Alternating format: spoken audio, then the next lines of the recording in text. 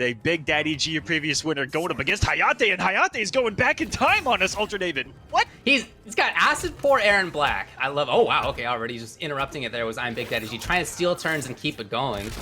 And he can continue to do so here.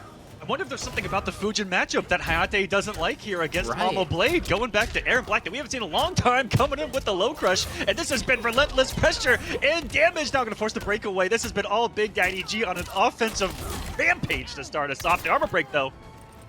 Yeah, finally got down one, finding an interruption to begin all this pressure safely there with the Acid Pour. But back to this range game. And certainly with Scud Shot, he can do things to control her grounded projectile. But when it comes to that satellite falling from the sky, nah, there's no Scud's gonna stop that. Round one, going to BigDaddyG, gonna force the movement with the Acid, but nice patience by BigDaddyG not to make another movement there and eat that potential jump in. The interruption as well stops the offense there. Hayatei finds himself in the corner once again, and it's about to be 50-50 down. Population Hayatei, nope, keeps it safe. Ooh, we even called out the timing where there's gonna be down one. Finally, Hayatei with the big guess gets out of there. Big guess from DaddyG for go for the grab there as well. As we have this ranged game again, and I think that seems like what Hayatei wants to be doing here, but it hasn't really worked out. Attack as well. BigDaddyG's offense is looking good, and D too. What an anti-air. Max distance down 3 from Hayatei. The call by BigDaddyG. No crushing blow though. Neutral is reset here. We haven't seen this Aaron Black from Hayatei since, I think, Season 1, if I can be honest with you, David. And he was about to bet it all into Fatal Blow, and it's going to cost him the round. Okay, so once Hayatei was able to get back out to that middle of the stage, he looked a lot better. He was able to control things. Starting it out by just trying it out with the Acid Pour. No big deal on block. Here he is. Pressure in the corner on hit. You haven't seen a lot of Aaron, I feel like, as well, and that is just a disgusting move if you really want to dig deeper into it, David. Safe on block, takes away gaps, breaks armor, and I'll watch your dome with the rifle butt. And Hayatei has turned this entire thing around, tried to keep him in the corner, and again safely, and he's about to pay the iron price for it. Oh, if only he committed. Didn't want to bet, yeah. But here he is with the low hit confirmed. BigDaddyG's going to take off a few hundred on this one, and then into one mix-up, honestly. One mix-up here, potentially. Instead, so it's Hayatei getting over to the other side and finding the combo for the solution. And game number one. A lot of that game, in my opinion, a lot of that game was controlled by BigDaddyG. But Hayatei had it anyway.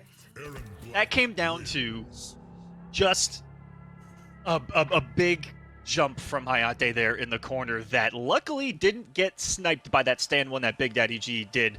I feel like BigDaddyG made the right read. It was just a little late with that stand one, right? He had already gotten over it, and that's all it came down to. I wouldn't feel bad if you're BigDaddyG. The game plan was working. You were talking about he was in control of the pace of the match the entire time, right? Like Hayatei was the one that was scrambling for his life. Luckily, one of those scrambles ended up being the winning read. We'll see if that continues here as we move forward. But Hayatei, this Aaron Black, looking pretty good since we haven't seen it in a long time. Once he got on offense and was out of the corner, things were looking pretty good. And not even just offense, but when he was able to kind of control that mid-range, control that middle of the stage, that was definitely stronger as well. You see his use of the Acid forcing the movement by BigDaddy. We saw some really crucial anti-airs with stand 2 and with down 3 leading to full combos.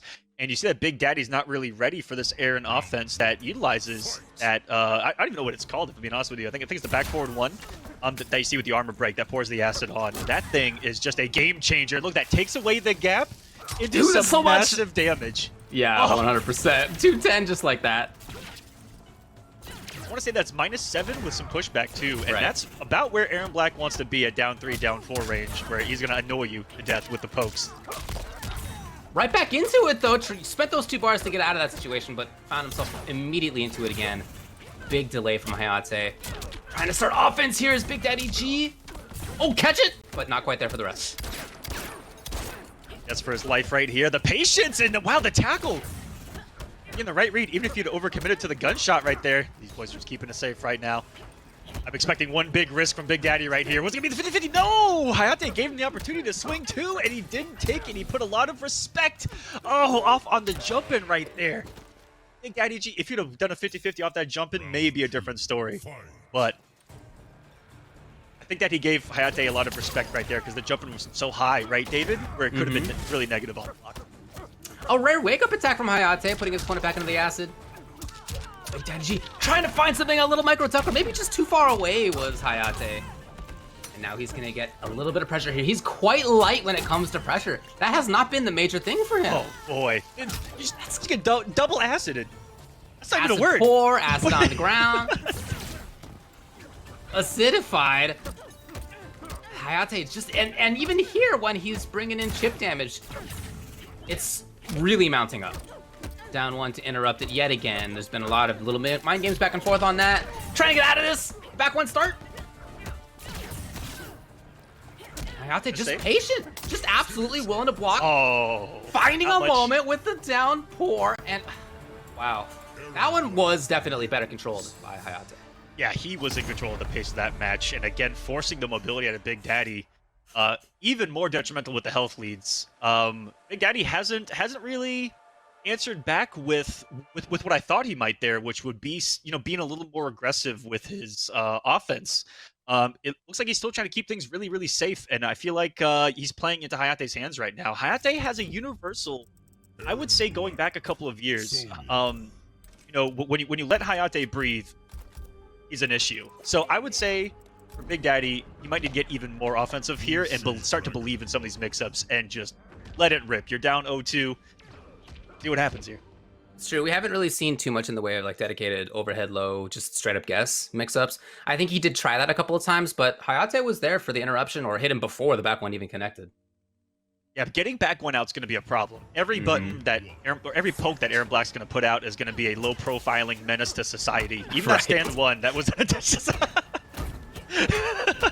They really are, though. Down 3 and down 4. Can we be serious? Hey. There we go. Okay, the 2 bars are gone. The next hit can be big damage. If he finds his way in. Oh. Oh, maybe something? No, not quite there. Not on the whip punish, not in time. And even that trade, Hayatei's got more life. He can afford that better. This is the stage control. This is the screen control that we were talking about in kind of game number 1 and 2. Almost there, but look, it's fine. And those, you know, everything you just saw with that acid, with the jump, with the anti-air, that's been set up since round number 1 or round number 2 of this entire match. Oh no, pressing after the down 4. This is going to give Hayatei even more room to breathe, and he was probably going to do a block string into the acid to try to pour the final nail on the Big Daddy G's coffin here on the winner's side. But he's been setting up that acid and looking to react since the beginning, and it's starting to work out even more so. Well, here comes Big Daddy G. Not out of it quite yet. He goes back to the mid-range voluntarily. The overhead. And then back to range is Hayatei. He's so comfortable with that position. The huge reach from Sonya. Ooh, pressing a lot of buttons there is Hayatei. He's been right on that a lot, to be fair. Yes, he's been right on an awful lot of staggers. Nice jump. Gets the big punish here. No breakaway for Hayatei. Look at that damage. Mama Blade can still do 370 1-bar jump in. That's still some great stuff. Tries to come up with the forward 4. We chip out the close. Big Daddy G's on the board. A little bit of breathing room here. He has a good position too, where one big read puts Hayatei in the corner. That would be the only thing. That would be the only thing on my mind here. Definitely making his way towards that. Yeah, and it's fully there now. Trying to outback what? Exactly the interaction that we talked about as Hayatei got there first, starting the offense for himself. I don't think that's Sonya Blade. Damage, chip. Oh no. Hit again. Oh no, because the acid. That is the crushing blow requirement as long as the acid is down, and even I think we may have forgotten that in the moment, right? We gotta see these big mixes now for Big Daddy G. Yes, he understands. Trying to find these opportunities though. I mean, starting with a high, it's not gonna be easy. Oh, try it again. Hayatei's there.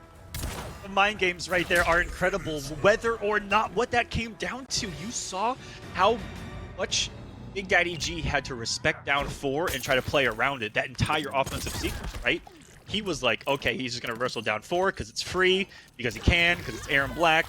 And saw him try to make the reads with the 4-3 a couple of times. Some of them worked out, some of them didn't. But every time he didn't read it, he tried to back 1 or something, and it got down 4 to oblivion and back. And he was just wrong, I feel like, in more instances than not in that pressure, right? But good on Hayatei to kind of abuse that in the matchup, where that is something that bothers her a lot. Yeah, it was obviously well calculated. He picked this character specifically. We talked about before. This is the character that he used a lot when the game was newer, but I think we kind of expected Fujin to come out instead. So the Aaron pick was definitely well targeted here, not just for the sort of stage control stuff we were talking about, ability to nullify her rings, but also blow up her pressure, kind of blow up her mid-range, her footsies. It's harder to get going, as you could see. BigDaddyG, you know, I asked him how he felt coming into this. He just said, I'm feeling confident. I'm going to just try my best. Just happy to be here and going to try my best, especially for the other Sonya players out there. Again, he won NA East in week number 5. So he's coming into this 9th in points overall in a good position. He'll certainly make, well, at least right now, should make the top 16, right? Yeah. I want to give him a big shout out too. You asked before we went live some of these players' favorite fast food joints. And I think that both of us are on team BigDaddyG over here who said Cookout. And if you aren't from the East Coast or if you haven't visited and gotten to try Cookout, it's not one of the most known about things, but a god tier fast food chain. So shouts to BigDaddyG and Insane Cookout, because I bad respect. Where has Shifting Sands been?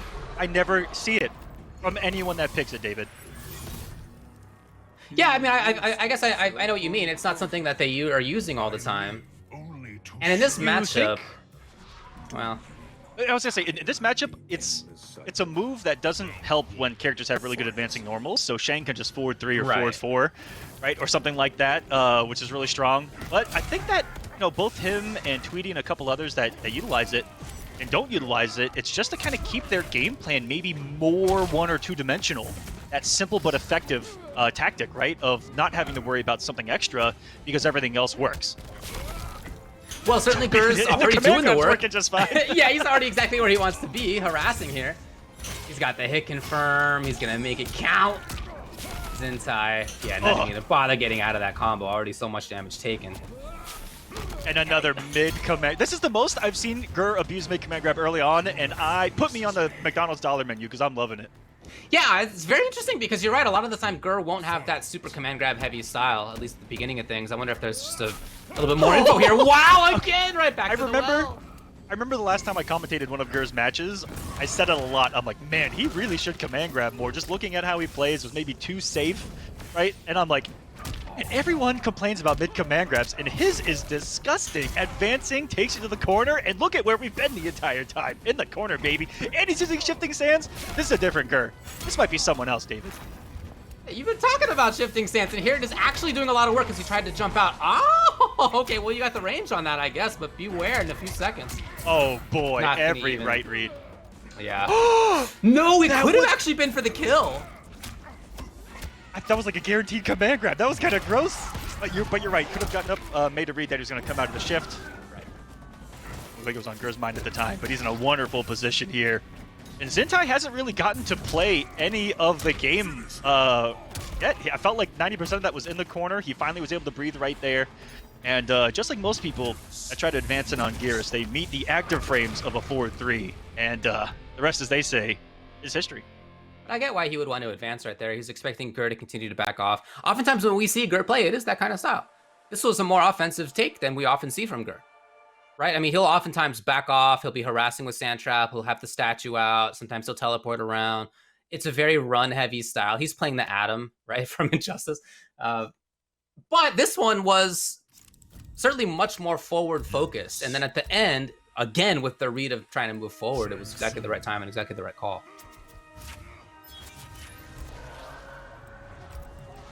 So back to Shang. Is Zintai here? Has been a Shang main for a long time, I believe, since the character came out. Was more known as a zoning Shang than anything. But I'm seeing some up close and personal brought to the table here with Force Lift and Super Kick. Yeah, it's not a character that you can just zone out in the same way that you might against others. He's got things like Sand Trap. He's got Teleport.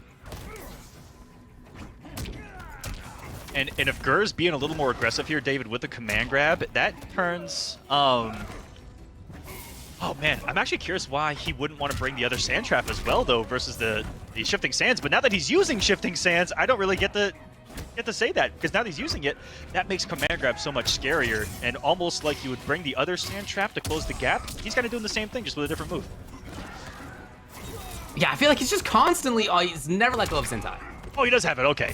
See, that closes the gap, and that takes away the zoning, and it puts you at mid-command grab range. This is Grr using scarier tools, and I haven't seen this in a long time, if I could be honest with you, David. That's why I'm so surprised here, because he has been stubbornly less command grabby in the past. Well, he's definitely making up for that right now as he continues to harass here in the corner. Been super effective here since I need something. Whew. Even ready for the throw tech? Oh boy, and now the tick throws come. He can tick throw off forward 2, stand 1, stand 2, down 1, down 4, down 3 maybe. Oh boy. And not finishing on purpose to try to maintain the corner. It's just everything's working out for Grr. Zintai, no, without the hit confirm as well. Grr, come on. Oh no, right when you thought you had some momentum, you're like, okay, this jump in's gonna lead to, at worst, I get some pressure, I get to do like a 1-1 mix-up, and he flawless blocked me, never mind. Shifting sands is so much. definitely doing work. And what's cool too is that we see Grr sometimes putting down the sand trap in front of it, expecting something like 4-3, 4-4 to try to catch that as his opponent moves out of it. So he's really trying to cover all sorts of different options here, and Zintai is in big trouble. Watch the net. Game 2 going to Grr. And putting out just a minefield for Zintai to work with at full screen, and then a complete guessing game up close. He has made it a complete guessing game off every poke, off of every forward 2, every stand 1, or off of nothing to try to get you to jump, get you make a hard read on command grab. Grr is utilizing that so well in the up close game, and then full screen. You see him go back to what we know Grr for, right? Is that methodical space thinking, galaxy brain use of the space in front of him with those specials to put out something that makes the opponent have to think about it, and then Grr tries to be ahead of you in your own thought in that moment. We call that big brain. It's a real slow slog for Zintai as he goes through his character. I would be surprised to see a different one, but he is taking a little bit of time here to at least think about how he can approach it differently. I feel like it's been everything that Grr has wanted to do has worked out. It's been Grr on offense, yes. It's been Grr controlling the stage, yes. It's been Grr just a couple of times, not many, having the right call on defense, right? It hasn't even come up that much, but he did have like flawless block on a jump in. Like he's been ready for everything so far. It's looked kind of scary too. It's scary how ready Grr has looked for this particular matchup, because it looks like Shang has not played MK11 in the past 10 minutes. You know, can't put out a projectile if it trades with sand trap. It's like a worst case scenario. Gap is closed and he's at mid command grab range immediately, just for you doing the thing that Shang is known for, right? And so you're like, okay, what do I do now? And then he tries to go in with the grounded movement. Grr's already got that covered with the active frames of something being out there, or make an aggressive read himself. He's been really good at doing that. Zintai just needs to get some kind of health lead, I feel like, to get going. These first couple of moments are going to be huge. If Zintai can get the hit, put the pressure on him, maybe he can turn this thing around. But he's already let Grr breathe a little bit, and a huge input error there. He closed the gap, got the hit, and then accidentally went to rebuild the space full screen. I don't think that was an intentional interactable. Well, at least with the throw tech, maybe a chance at the beginning. Getting a little bit of problem here. Maybe there. No, not even there. Grr's so ready for everything. Even on the jump-ins, even there, Falls blocking the down 1. If Grr would up 2 that, I would have cried on the inside and outside. The 4-3, and there you go. More hit advantage that you're in respect of in mid-command grab. Always going to be a constant threat. Stood at the last second. This closes the gap again. Watch your neck. Not quite there. A little bit too far. Again? He has and here not we go to the had corner. a clean jump in, even on block.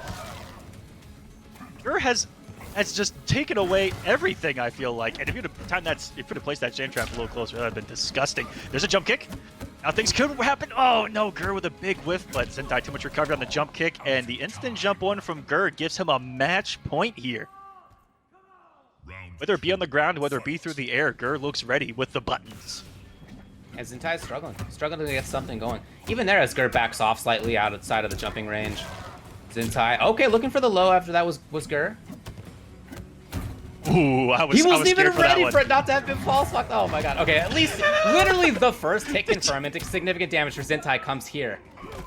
I want to say it. Do you think that even Zintai was surprised that wasn't flawless blocked? Yeah, I mean he didn't press the button afterward. Yeah, sure. he's like, oh man, I was really tempting the devil there. Oh, Grr dancing. And and just harassing a little bit. Now, this is a little bit more of a Grr style that we often expect. It's the jump early splash. The back off! Oh, that was... He's going to be closer. dirty. He That was did so get the dirty. KB! Oh, 300 just like that. He safely staggered into a backdash and just assumed that you'd be grounded, and there's the advancing mid-command grab and the brutal Grr. With, I would say, the most aggressive play I've seen from him in a very long time. Since, I would say, the early pre-patch Geras, before he made the switch to Eternal. This is the most aggressive I have seen him since then, which is a really good sign to me as we approach the finale, because like you talked about, he didn't have the results that a lot of us were kind of used to. You know, if we didn't see Grr in like top 4 of this thing, we'd be like, oh, that's a little bit of a surprise. And I think that he has kind of seen that too. And that's why we're seeing him try something a little bit different here. Zintai is very good. He's a very good player, but boy, that was just a complete blow up by Grr. And it was really just in everything. And I think a great example of that was at the very end, where Zintai was just struggling around for something to get going. He jumped, and then he just blocked right at the end, and Grr got the command grab yet again. Because even at that range, I mean, that's a range where Gears has great options. He jumped into that range. He was then like, uh-oh, I'm in a bad spot. Well, maybe it's a mid, maybe it's a mid command grab. He just had no idea. He had no idea. And Grr, in all those instances, was exactly correct. That Psych Ass gives him that mobility, the big damage output that it has, the big tricks, the mix-ups that come with it. Definitely very good. So once again, it's not going to be the Collector. We've seen Frost from him in the past in these MKPKs. We now see Cabal. Tweedy, no surprise. Yeah, and Tweedy, I know for certain has a lot of matchup experience against Cabal in particular. I see him and Kerbo duke it out regularly, and he's been looking really clean in their matchup lately, but we'll see if Deadly Rebel can do something a little bit different here. Oh my goodness! Yeah, Tweedy has definitely been really strong in that. Okay, we'll talk about that in a sec, as Deadly Rebels found it, not for long. Oh, just it buffered it in! I think it was a misspace by, maybe a misspace by Tweedy, thinking that he'd be outside of, oh my goodness. Speaking of going back in time here, you see the Gears up too, and he believes in this round. That's a huge health deficit. If he gets the right combo right here, it's over. Uh-oh. And Deadly Rebel knows that, hence blocking it out. Next hit for sure as well. Such safety. Oh, it wasn't enough. No! Wait. Wait. I'm watching it back on Twitch right now. It hit as it was like a frame from hitting him in the armor. Was it actually that he was already in the animation? I'm looking back at it too. What happened? Was he already in the beginning of the cinematic? He got Hoover vacuum sucked from half screen when that buzzsaw was about to hit. Oh no, he did. He him did in the take a armor. little bit of damage. He did. He did? Wow. Okay, Yeah, I'm gonna he say, did. whoa. Whew. Anyway, back to That was the out of the actual wire. live match. That was wild though. As Tweedy is tossing his opponent around. And Tweedy, after, let's call it what it is, absolutely robbing him there at the end of the round, what looked like with the last frame, is just running away with this momentum-wise. No breakaway. Deadly Rebel knows that the Sand Trap's going to come. Get the guaranteed damage. He's going to guess for his life right here. Got the explosive damage loaded. Let's see if he can access it. Tweedy playing very safely, allowing that in. Forward 3 is always a big key. There it is again.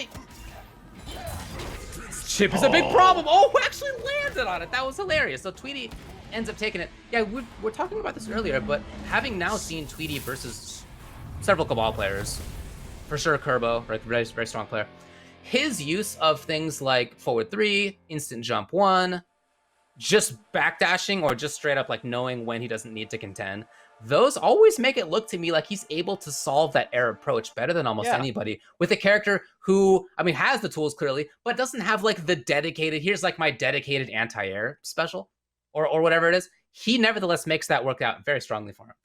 Yeah, he uses the tools that the character has, you know, alongside just the natural talent that Tweedy has for these games. And he, you know, I've seen him sit there and just block this Cabal pressure for like 20 seconds straight.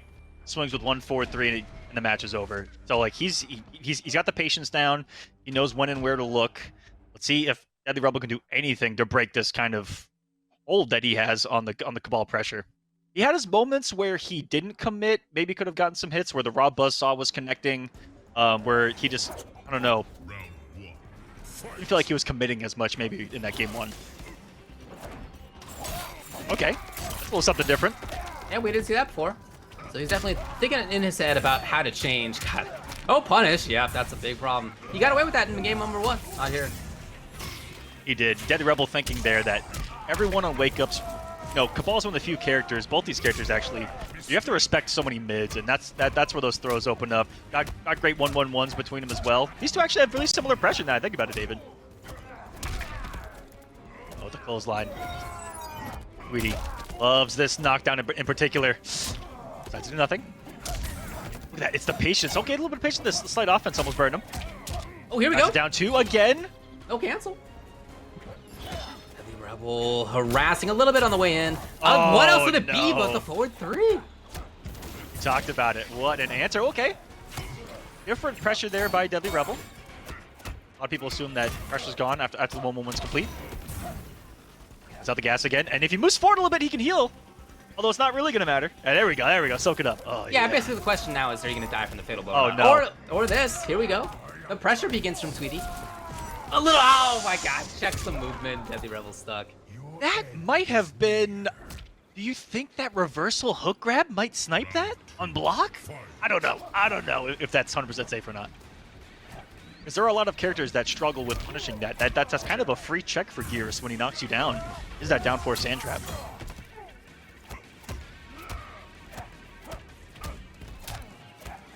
With no a lot of false down blocks. ones trying to steal a turn here. Finally got one with Deadly Rebel. He's been really struggling to get anything going. Anything significant. Oh my. Tweedy not quite there. Well, again, you can see the utility of forward 3. It's been huge. I just look at the hitbox on it. It snipes you out of the air. All right, we're going to go to the corner. Tweedy on offense. Ah! Thought he was going to do the 1-1-1. Not today. Another throw. Coming again, decides to come off of it, and Deadly Rebels had enough. The side switch. See if he can open up Pandora's box of damage here. No defensive bar, and okay, where was defensive bar? Broken immediately, but that's not one of the biggest damage dealing, crushing blows in this game whatsoever. The combo might do more, if I'm being honest with you. He's got to start here. There's that instant jump 1 that you talked about. Tweedy showing off the Injustice player on the inside, and it's perfect for the matchup for a lot of these aerial characters. On paper, quick startup active frames are what's going to win in those situations a lot of the time. And so that's why you see him go for that read in particular, because if Cabal's in the air, if he's moving forward, if he's moving somewhere, and you put out something quicker and faster, just for him to run into, that's where he's getting those air-to-airs at. And I'm liking those reads. And he uses them very, situationally too. It's not all the time. I think that he just has that defensive mindset to wait it out, and then look for the big read, and not just rely on only making those hard reads, right? It has a good mix, the Tweedy's game plan. So back in NA4, when Deadly Rebel was in the top 8 as well, he tried Frost once, he tried Frost twice, and then he did go back to the Collector. And that actually didn't work out either, but he did switch, and he went to the character that I think many of us thought he was going to bring in the first place. Now, maybe thinking about Kano, but, does seem to be strongly considering at least not playing Cabal anymore. It's pretty cool looking Kano. Hey, that. Oh, okay. It was a nice mustache. Oh man, Cabal. he was rocking the movie duo here today. Let's go. All right, game number 3. This has been all Tweedy so far. That Cabal offense has not looked as deadly as we're used to seeing it. He just hasn't gotten the hits. Tweedy's defense has been immaculate.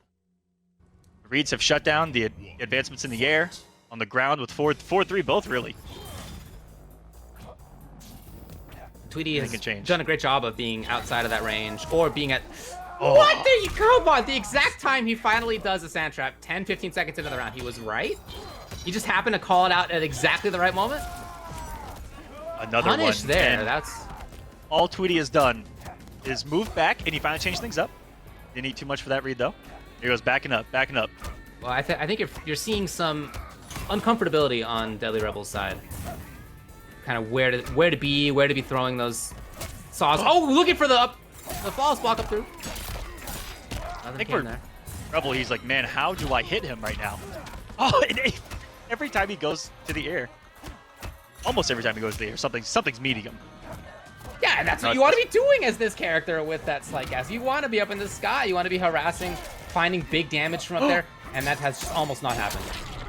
There's a big hit. No defensive bar for Tweedy. And this is one of the bigger damage dealing in the game, and he drops it the one opportunity in a first to 3. Oh no. And meanwhile, on Planet Tweedy, 390 damage on the return. So damage versus damage, Deadly Rebel just hasn't been there. Down 1? I can't believe. Look at the patience now. Yeah, absolutely willing to just block it out as there are 5 seconds left. And 2 seconds. Short up. Hey, do it in. No, he was just gonna hang out for sure. He was gonna absolutely slow play it right there. As Tweedy now is at match point.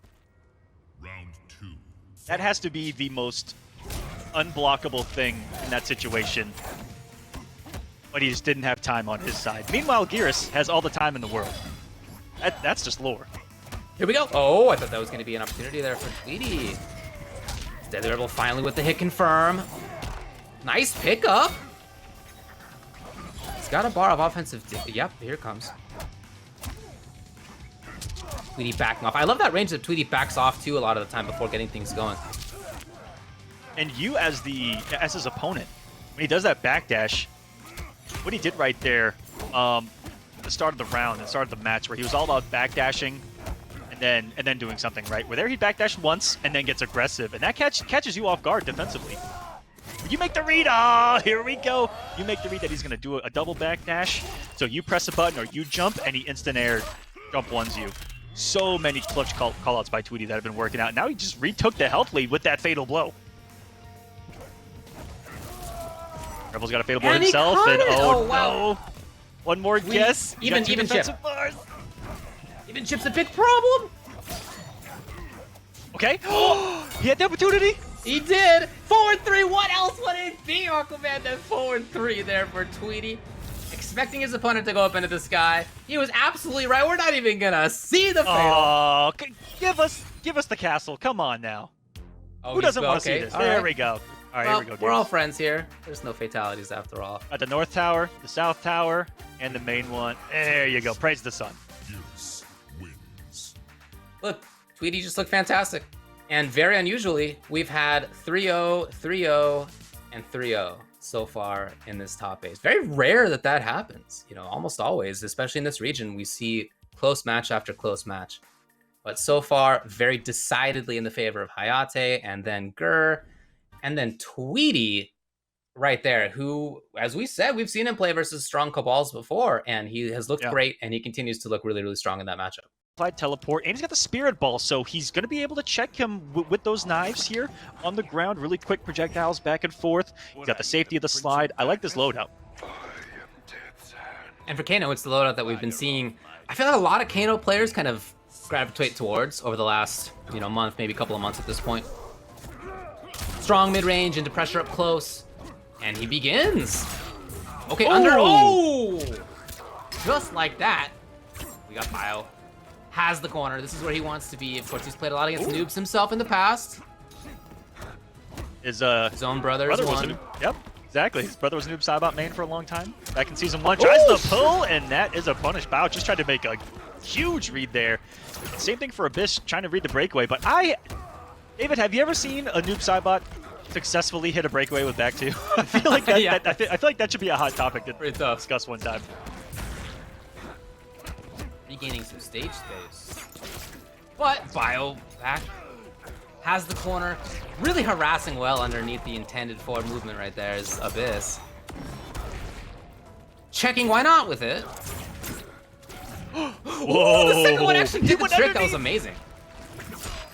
If BioHazard didn't amplify that. Oh my goodness! Oh, Kano meet Noob Saibot's active frames on back 1. It says hello. Right to the jaw. Ooh. And Anti has been there a couple of times. So Abyss absolutely looking for that approach. And I like he's looking for the trades, and oh my goodness. That pull from downtown. I don't know if Noob Saibot has a punish.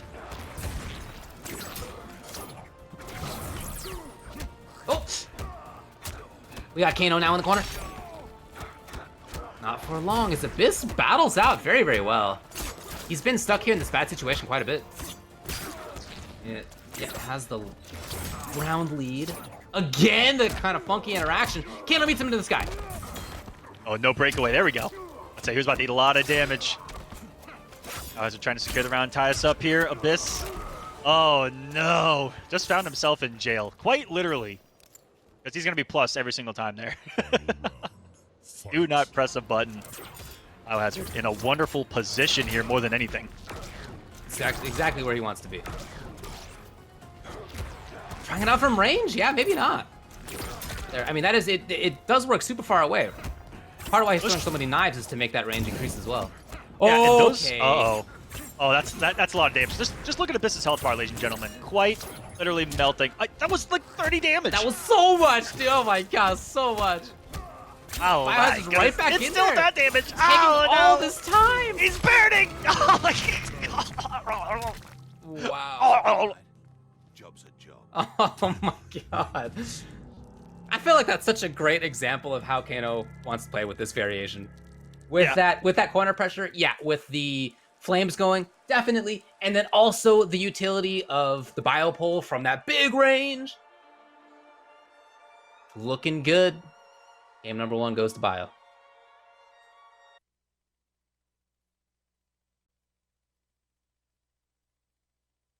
That said, look, I liked a lot of what we saw out of Abyss. I felt like, especially in the first maybe like round and a half, he was really paying attention and shutting down the air approach. He was doing a good job of that. He was also doing a good job of being in those unfortunate kind of corner situations where Kano's harassing you with plus frames and the like, at not taking a lot of damage, even still. So his defense was there throughout a good chunk of it. As the game went on, though, it kind of seemed like Bio was starting to solve that.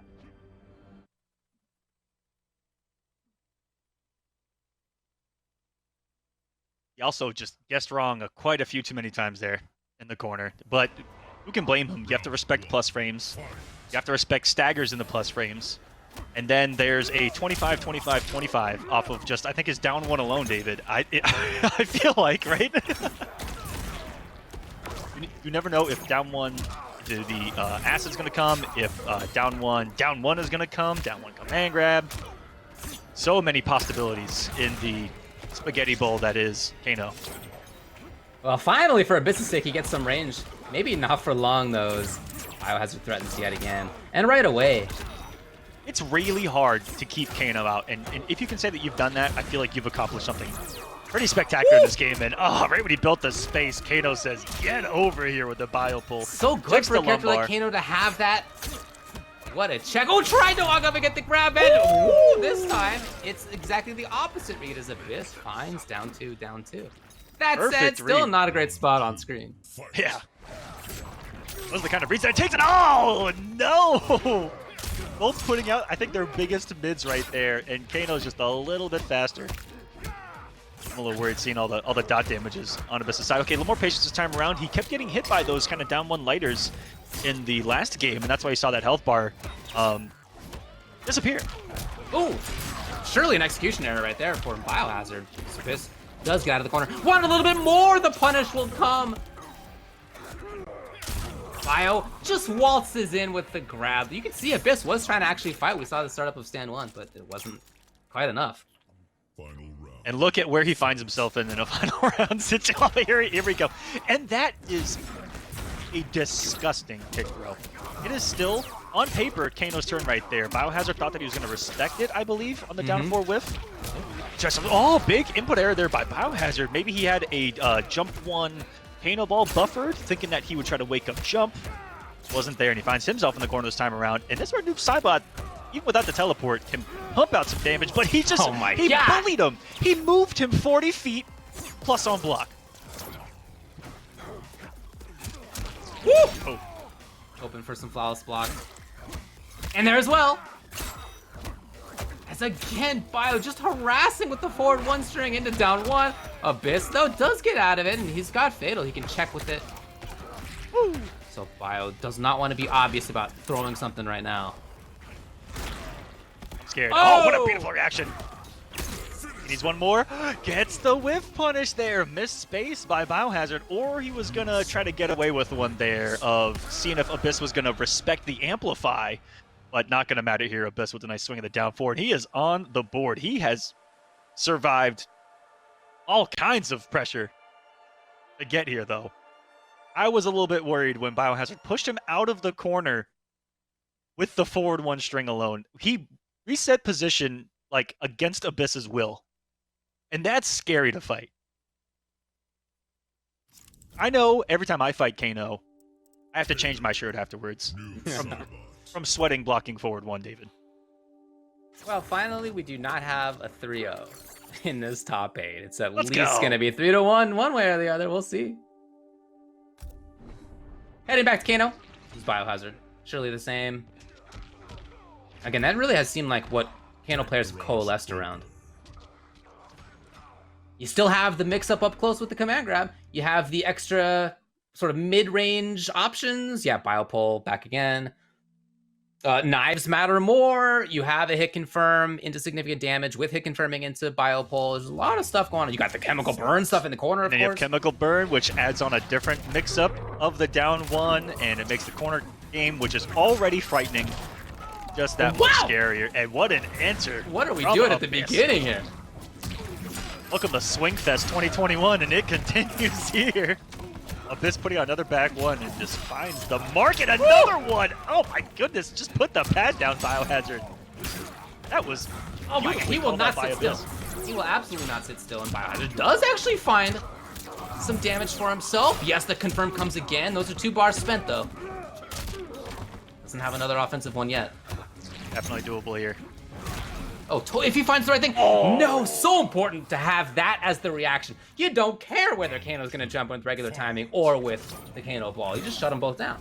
And there are almost no, there's less than a handful, I don't think I can count any on my hand at all, of characters that can actually deal with that Kano ball like that. And that, for that to be the read, the reaction that puts Abyss in a slight lead, incredible, but his back just got blown out for half damage. Teleported to the ground by the shadow. That's not fair, man. This is a 2v1. Yeah, he's got extra dudes helping him out. Not fair. All BioHazard has are his knives, okay? It's just him and his knives. Knives are doing pretty good work right now, though. Oh my The range, I'm goodness. telling you, with the knife in there. Oh, God. That was like 3/4 screen. Big ol' range. Tried this. Just tried to steal one there, did Abyss. But enough for the kill, though. So, in the day, That probably didn't work that out. was the threat. BioHazard understood. At some point, there might be a teleport, and Abyss was just hoping to be correct about when there was going to be a knife coming out of Kano. So we are tied. One game, one round, one round. At least he was able to get out of the back to the corner with that hit. To give BioHazard a little more of a push here. 1 forward, 1 strings, and if I happy, here we go. Time to guess for your life. Isn't safe. And in the corner, right, there's so many specific things about Kano. In the corner in particular, the down 1 chemical burn is a different entity entirely than if that were to happen mid-screen, David. In mid-screen, there's actually options to deal with it. In the corner, not so much. You gotta hold that. And then backed up by the command grab. You think you're gonna respect the chemical burn? Oh no, he's gonna pow! He's on fire! Oh no! Oh no! Even there, even then, the actual startup animation of that was so long. He took so much damage even with it, the drill in his hand. Oh my god. Tried it there's again. The big No. risk. Oh man, both rounds came off of him taking risks that, you know, if they work out, you're a genius, applause, godlike. If it doesn't work out, you probably shouldn't have done it. Can you blame him with the pressure that Kano puts on you and to make a bet, right? Abyss willingly made a bet that Kano or BioHazard was simply going to be doing something and moving, right? And that's why he teleported. Because 9 times out of 10, that character's doing something. He's one of the most active characters in the game. And it's hard to stop him from doing this. I think having that teleport makes a lot of sense in this match, for sure. You know that BioHazard's going to be doing stuff. Yeah, all the time, for sure. But Throwing knives, maybe obviously important. You don't want to be in the corner. I think it's a good call. The question just is, what's the timing, right? It's really what it comes down to. And yeah, that and is he much had been- easier said than done. He had been saving that read for when he needed to use it to make the comeback versus maybe early on in these matches when BioHazard's not expecting it and is playing a little more loose, right? So I feel like the timing was definitely questionable to finally pull the trigger. But again, if you're right on that read and you do catch Bio slipping, that is one of the most rewarding things to hit in this game. Another character that just pukes damage when he wakes up in the morning. Wow! Did work though. BioHazard as he rolled in. Again, this one on reaction it seemed. And so here we have the corner. Oh, a little bit too. Oh no! Oh no! It actually worked out. That was the true reset. He is 3/4 of the way dead, ladies and gentlemen. Oh my god. Off of one chemical bird in the corner. Oh, okay, so at least at that range you can walk up and get a punish. That's good to know. There is some tech in that corner. If you hold forward and get hit by the lighter, it takes away the dot. But it's so specific on spacing and timing to avoid a little bit. And he didn't believe that would have potentially been the round. Oh no. Who gets wow. It ended up being a little bit of a better situation though. If he would have gotten the 2-on-2 in the corner, BioHazard could have broken away. Abyss could have tried to go for a back two, avoids it altogether, and gets the round. Look at that, even on block, the range out. We're back to mid-stage. Just on the strength of basically 2 forward 1 strings. Was just swinging. Oh, and another one snipes him out of the air. The tag team combo. Oops, Cybot, calm down. Trying to get away desperately, here's Abyss. They waltz past the disembodied head, and Bio still looking for those knives, trying to get something going. Really lucky that that knife didn't go punish there. A jump 2 of Noob Cybot does have a awkwardly big forward hitbox and goes into the slide of this. It seems like neither of these players can hold on to some momentum. They get it. They're finding it. Oh, what's funky is that it's just back and forth. Yeah, the last 2 games we have seen, hard to even say that it's that much back and forth because each of those games was kind of dominant by one player and then the other, right? In between, like in those rounds, not that it was a complete blow up all the time, but like it was 2 rounds, 2 rounds. And now we're going to be going down to the final game. We got game number 5. Noob is the commitment here for Abyss. He's stuck having just won that one. Will it be back to Kano? I think that's what I'd expect. Yep, we are. Even more impressive is the fact that Abyss got hit by a nuclear warhead at the start of one of those rounds. I don't know how else to put it. He got full corner reset, or like 60% of his life, and still maintained a lot of composure.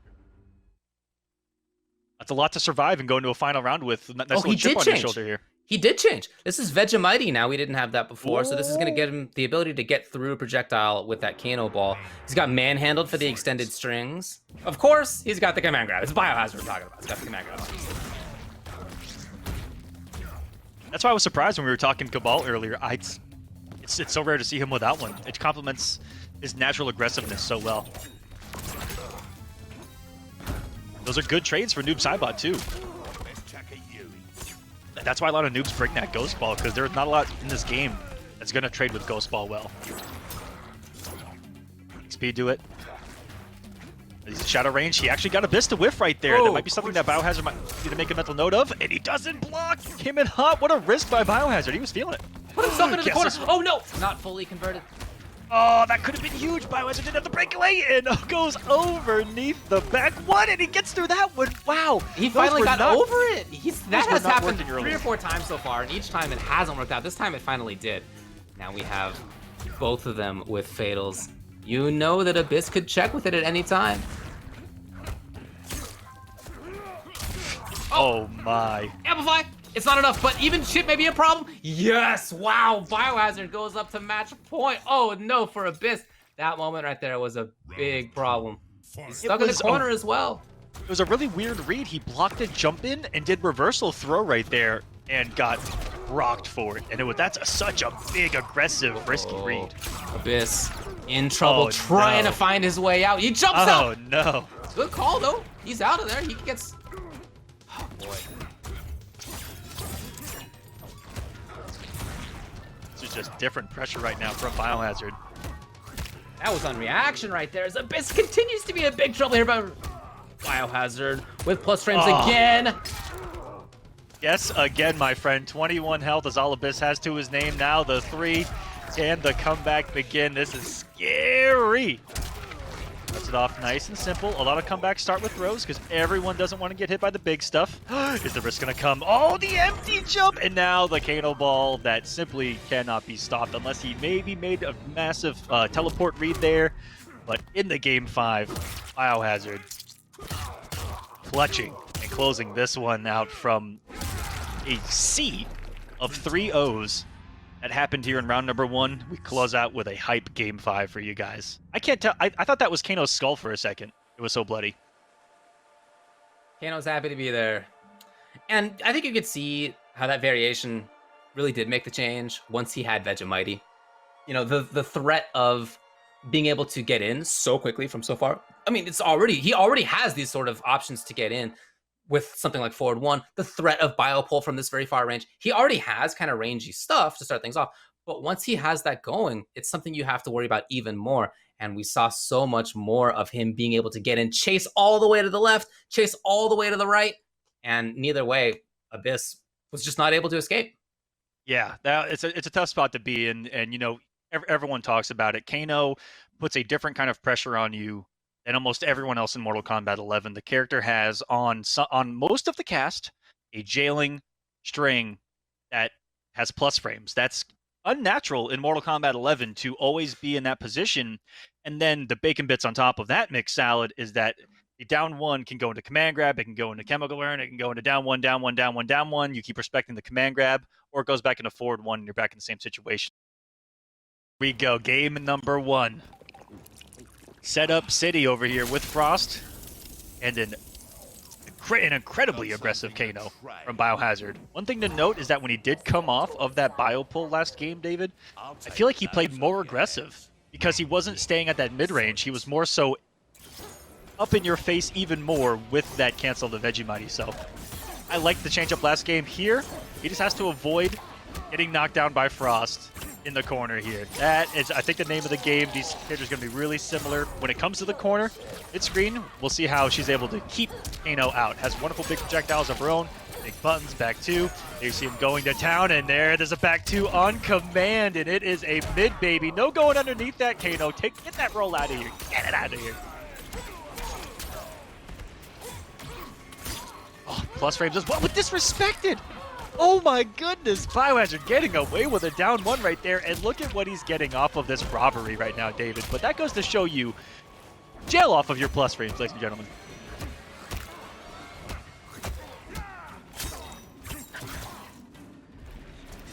All right, we are gonna stick here to the corner. This BioHazard gonna try to put out, oh my goodness. I also cannot hear you on the other side, David. I can hear you, and there we I'm go. back in There the we mix. go. Yeah, sorry for technical difficulties. It's the internet. I was a little worried there for a second. Well, Bio's right back here. into where he wants to be. He's not worried about anything. However, as you were saying, corner's going to be such a big fight between these two characters. They can both do such damage in there. Bio backs off slightly. Oh, the head! I like the idea of that. It really forced Bio to move. And an anti-air of anti-airs, the down 3 of Frost. You guys saw it here, ladies and gentlemen. The wonderful tool he's got. The bullying. Called out by Deadly Rebel. It's been Rebel who's been right in a lot of these plus frame situations. Yeah, and you can see Bio really having to dance about whether even to follow up with down 1 after his forward 1 string. Little flawless block made it uncancelable. Maybe something was coming in after that. He's gonna walk forward to avoid it. No, that's just chip damage if he can't jump. Oh no! And like I said, it's gonna kill you if you don't jump right there. But he's gonna be mashing down 1, and you can't really jump out of that. It's such a tough spot when you're low on health. Oh, and that thing onto a button Frost just ate, but the forward 1 devoured it. Great fighting right there from Deadly Rebel. Oh no! Oh no! Oh no! It actually ended up being so worse. Oh. The humanity! The humanity right now! I love the idea of the beginning of it. Oh! Maybe the beginning here. Forcing movement and no! Oh man, this is falling apart so fast, David. This was looking like a nice back and forth to momentum train taken off for station BioHazard, but nice setup there. Yeah, using the head to force some movement from BioHazard and then capitalizing with Fatal Blow. It's the 3rd round, why not? Looking like Cyber Sub-Zero out here. But still really can't eat anything. Well, they're both so concerned about the other's flawless blocking options. Oh my god, what an interesting game when it comes to that dance around that. Whether on you know, jump in. Empty jump into down 2 was attempted. You know, the game around after what to do from Kano's forward 1 string was very interesting to watch. A lot of battling on that front, but Kano even that ends up last getting read. it. Even that last Yeah. read was, you know, BioHazard doing down 1 into the chemical burn, and Deadly Rebel probably making a really hard read because he can command grab off it, right? He can take throw Sure. off of it. And so if you make a big brain read like that, it can be for the win. So I like the idea behind it. He just kept it gapless with the chemical burn. Have a nice day. But good game number 1, back and forth. BioHazard, aside from pulling away with that last game, Rebel was looking like he was keeping this competitive. We haven't seen the setups work for him yet, but you still see that Frost is a great character. Big advancing buttons, great anti-airs, can force movement herself. He got a lot of mileage off of that, putting out the cryogenic crown, catching anti-airs, multiple of them, both with the fatal blow and the down 3. He has to find himself in more positions like that because... Oh, what a start! Never mind. Never mind.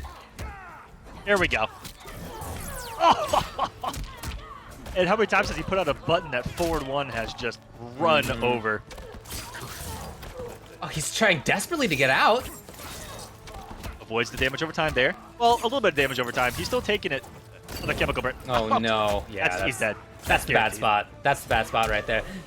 He dies anyway. No! Oh my god! You can see how fidgety Deadly Rebel was when he was caught in that corner, and then the decision to jump. Not decision. The need to jump. Okay, he got it, but then, boy, that was still a bad spot. Okay. You get something Plenty here. of time. Yeah. Okay, BioHazard's gonna eat the setup. Have you seen this before? Yes, but look who's ready for it. Rebel. Down 3. Put some respect on it, BioHazard. He's gonna left up the corner, gets the setup, and this is what we were talking about. Frost, when she gets this going, looks like a different character. Oh no! Well, not actually whip punish right there. A hop, Deadly Rebel, just harassing a little bit here, Shilly, yep, for the end. What a round! That's really what he needed. First time we've seen that kind of extended series. Target for Bio, who starts it off with a really aggressive read. Aggressive and unsafe, and makes another one with a neutral jump through the pressure. He said, I don't care what's happening right now. I'm gonna hold up. Talk The about Lanzy's perfect spacing. punish. You know, his backdashes have really been important here. His backwards movement to set things up like that, which has now started all this Right there. offense off.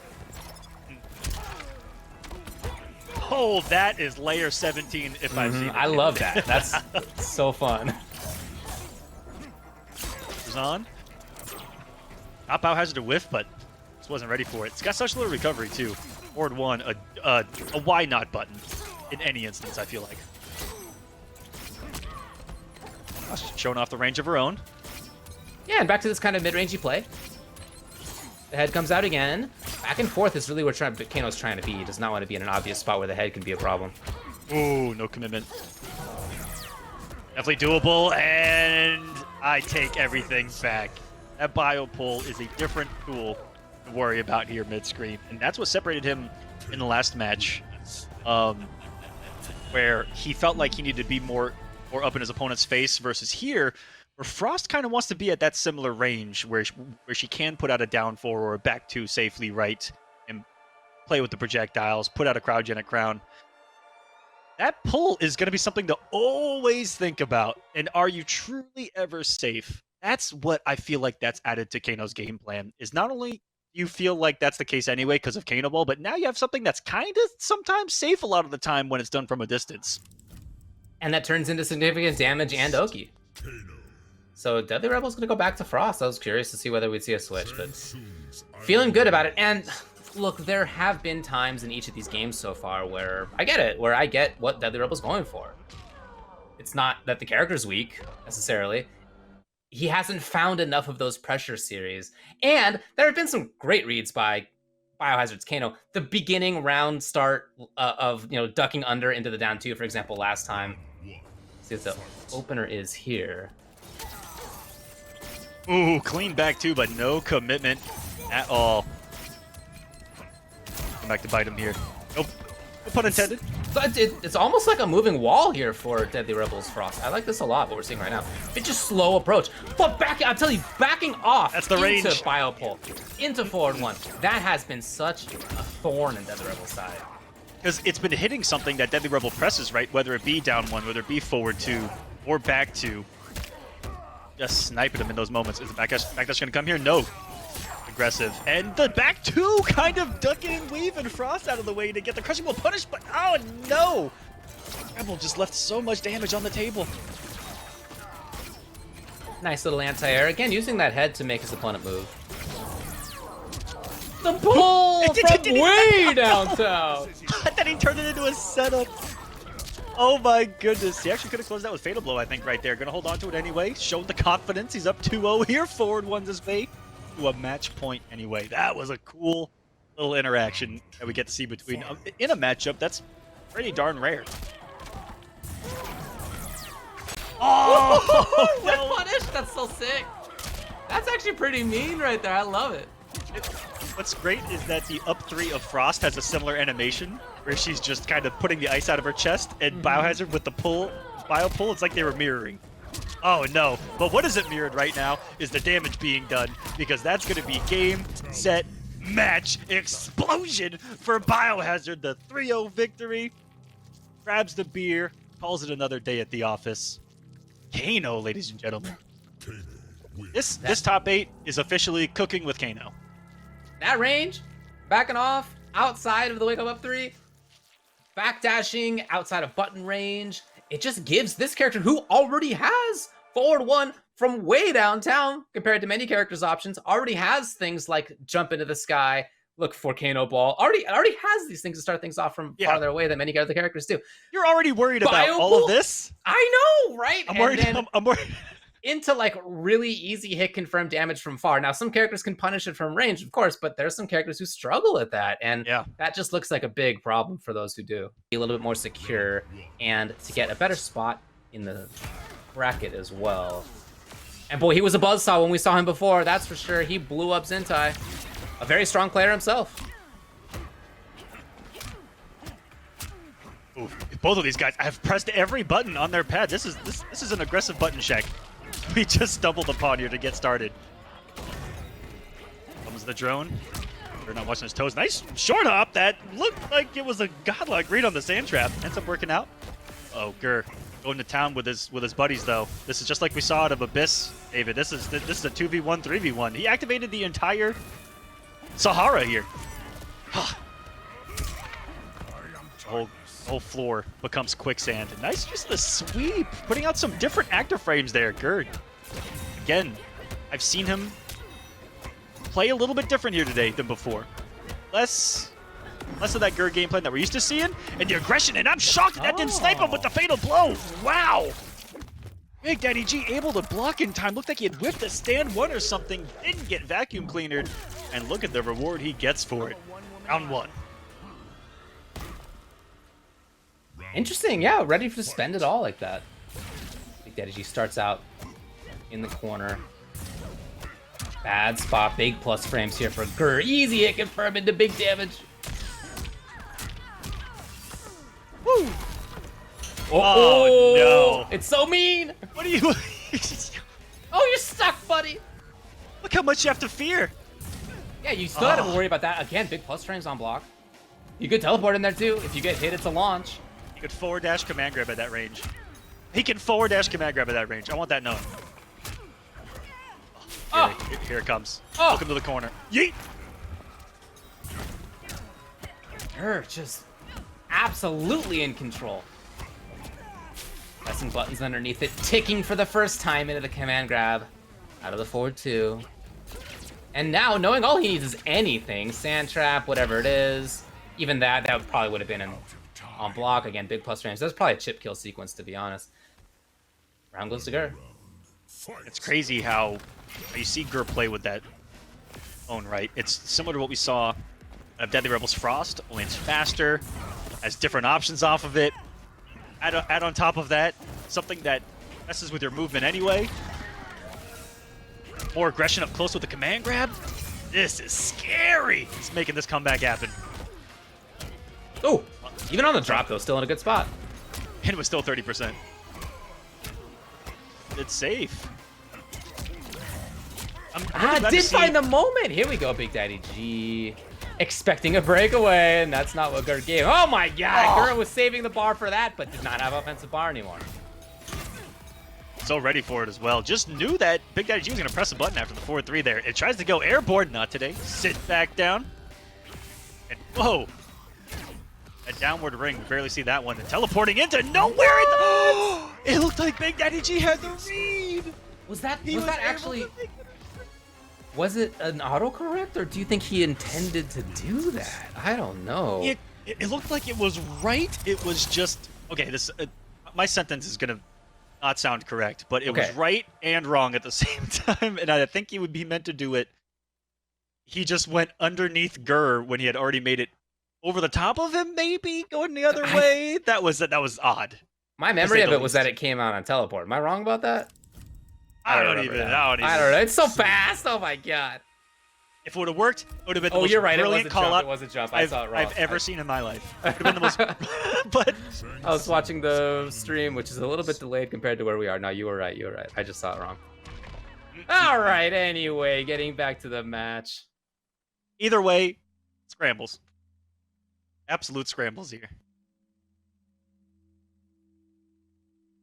Grr was able to definitely get the momentum there in round number 2. Once he's in control, he is really stubborn at letting it go.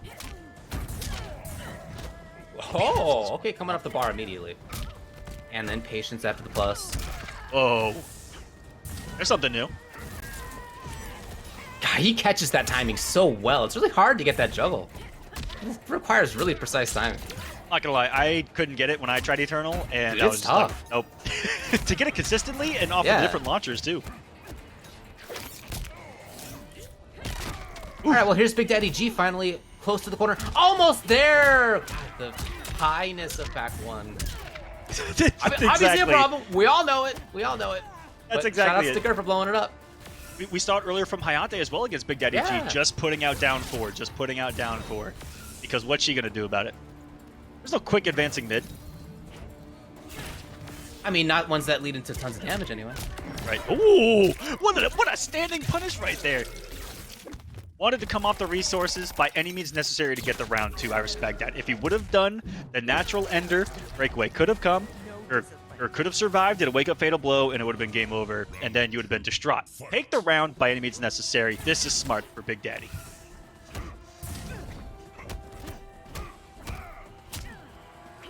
Oh, the little trade, both of them looking for the same idea. Okay, chance? No, my god, he's so ready, was Grr. Back to this distance. He's way out of the corner now, still stuck there in the sand. Whew.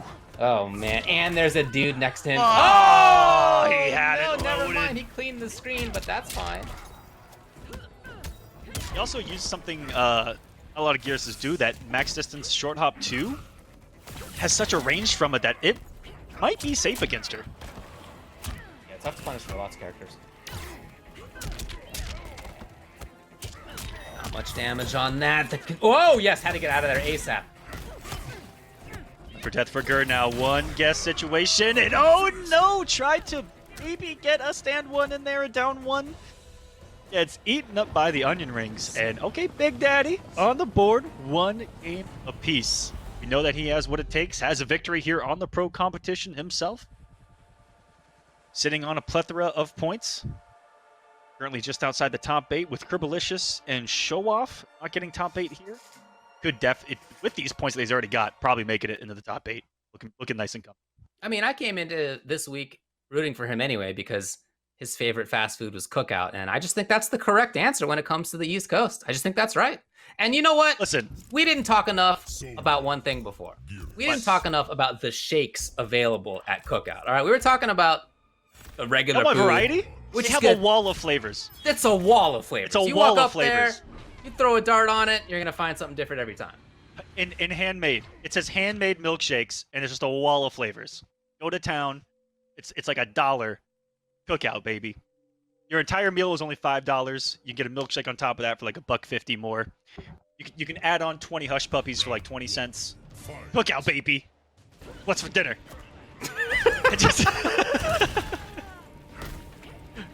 Oh man. Trying Anyways, to you get a new can't tell. job I've got some bias advertising for that. sure. It's, yeah, that's not part of the MKPK, folks. But what I also want to shout out is the fact that he has done this.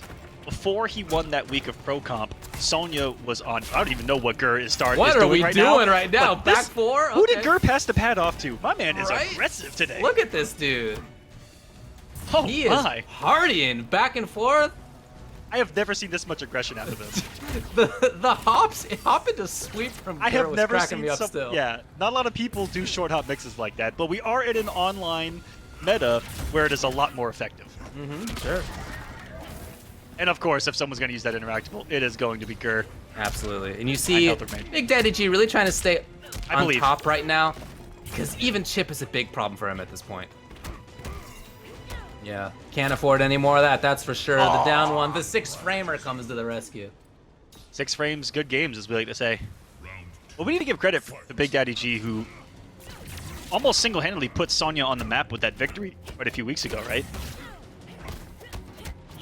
Made all of us look at her differently. You know, that with a couple of results from Azerbaijan and a few others. We're Yeah. like, man, Sonya's out here playing again. Wait a second. All that hard work, being a character loyalist, paying off. So gotta give a lot of respect, a lot of kudos to Daddy G for pulling that off, and still pulling it off here today. And there's Grr with the tech. Now, we've seen a couple of those meeting his opponent into the sky from BigDaddyG, getting significant damage out of it, too. Grr's D coming to the rescue. It's the overhead again. Juggle it. Oh, God, that's so pretty. One That's lead now so for Grr. pretty from Grr. And then the sweep just to drive it home. So, Grr has done more command grabs today, or short hops. He's utilizing sweep. Who uses sweep at all? I don't even know. He's been more up in people's faces, a little more active, I would say, and it's looking like he might be onto something here. That is a little bit different from what people I feel like have gotten used to in playing Grr, and I like this decision because something's got to give for him to make the run, right? Not, you know, we're getting to the end of this thing. 5th place, 7th place, 9th place is not good enough for someone like Grr. We all know it. He wants to win this entire thing. And I like that this late in the season, he's not, you know, just getting into the comfort zone. He's gotten out of his comfort zone. It's looking pretty darn good. I like it. He's up 2-1 versus BigDaddyG here.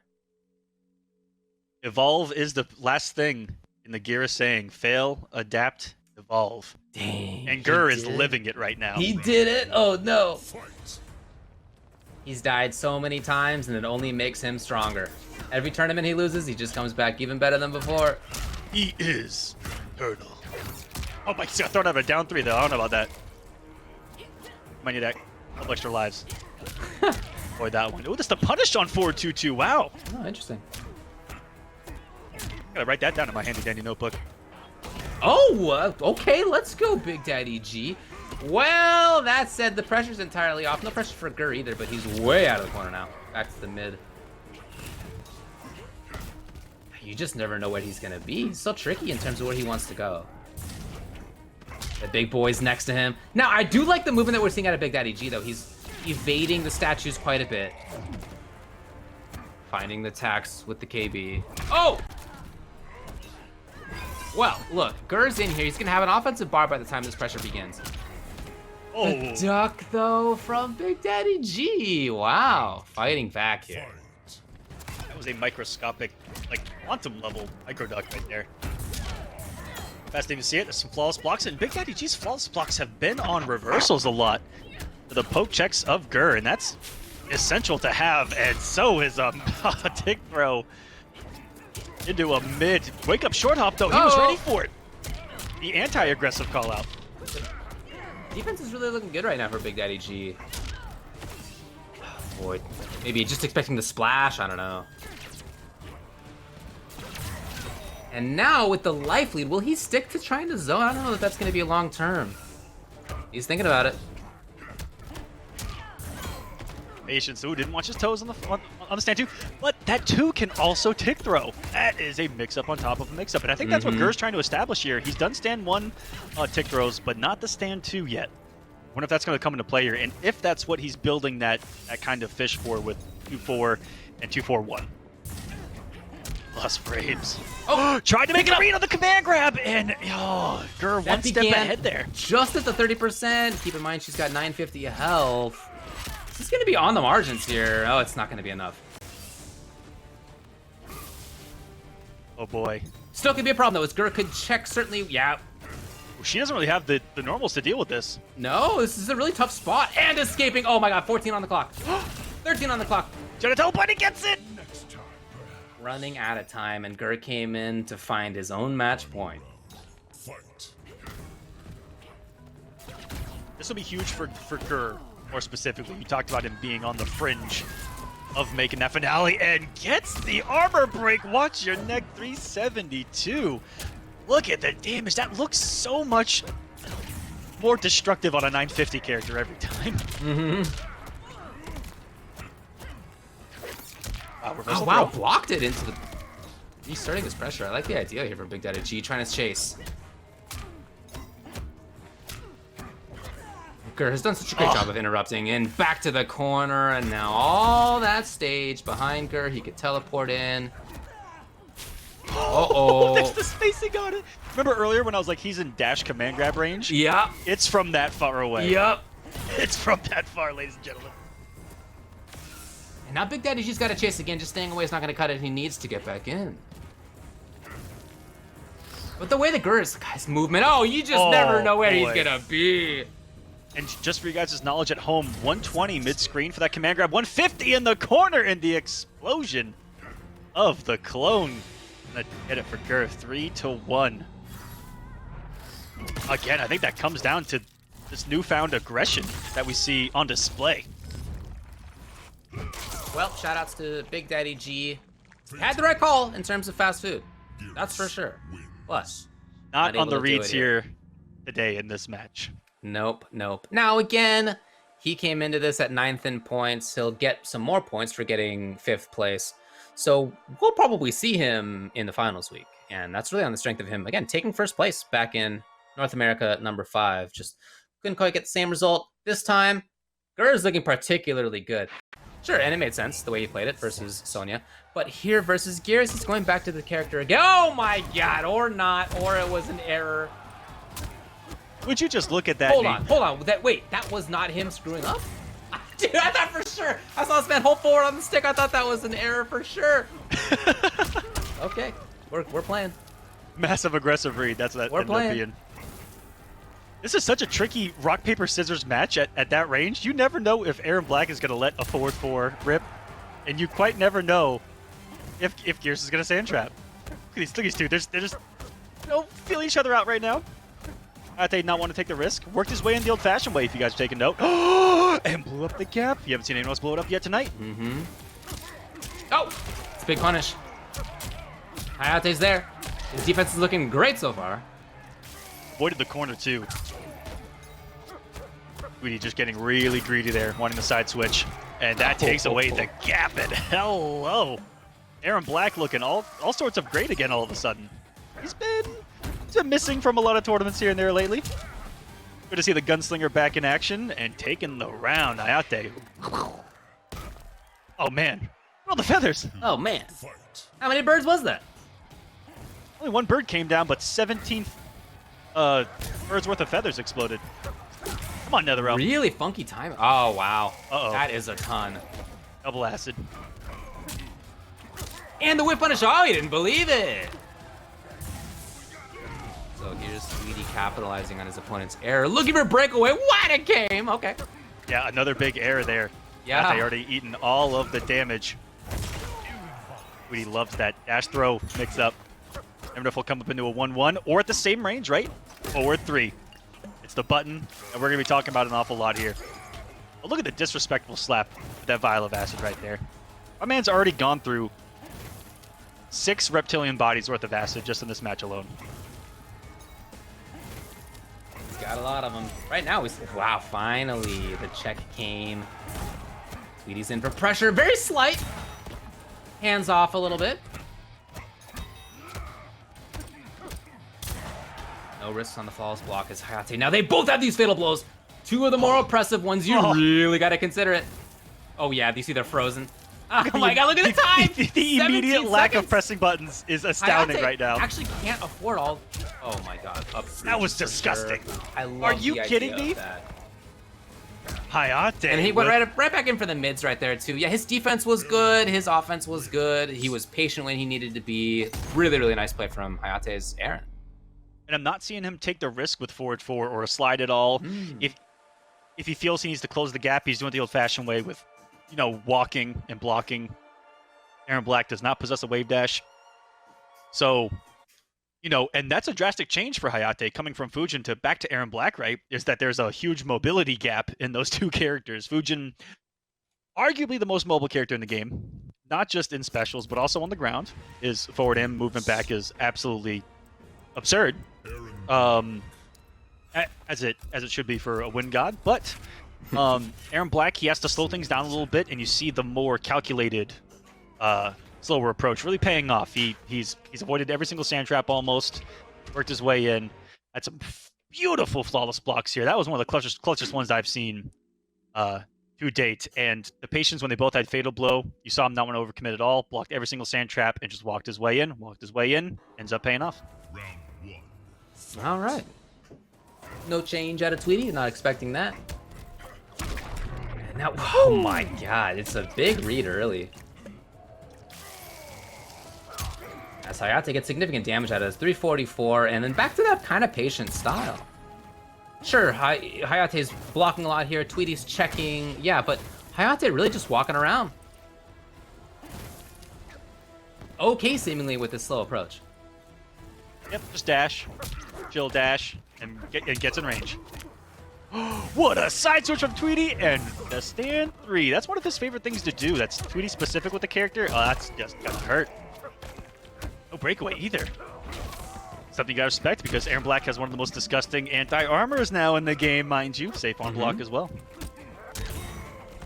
Oh, we've been talking about him not taking risks. There was the risk.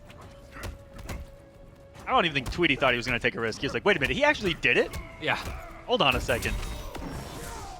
Oh, sniped him, and this should be enough. I'm pretty sure the scaling on this is not as crazy as we think.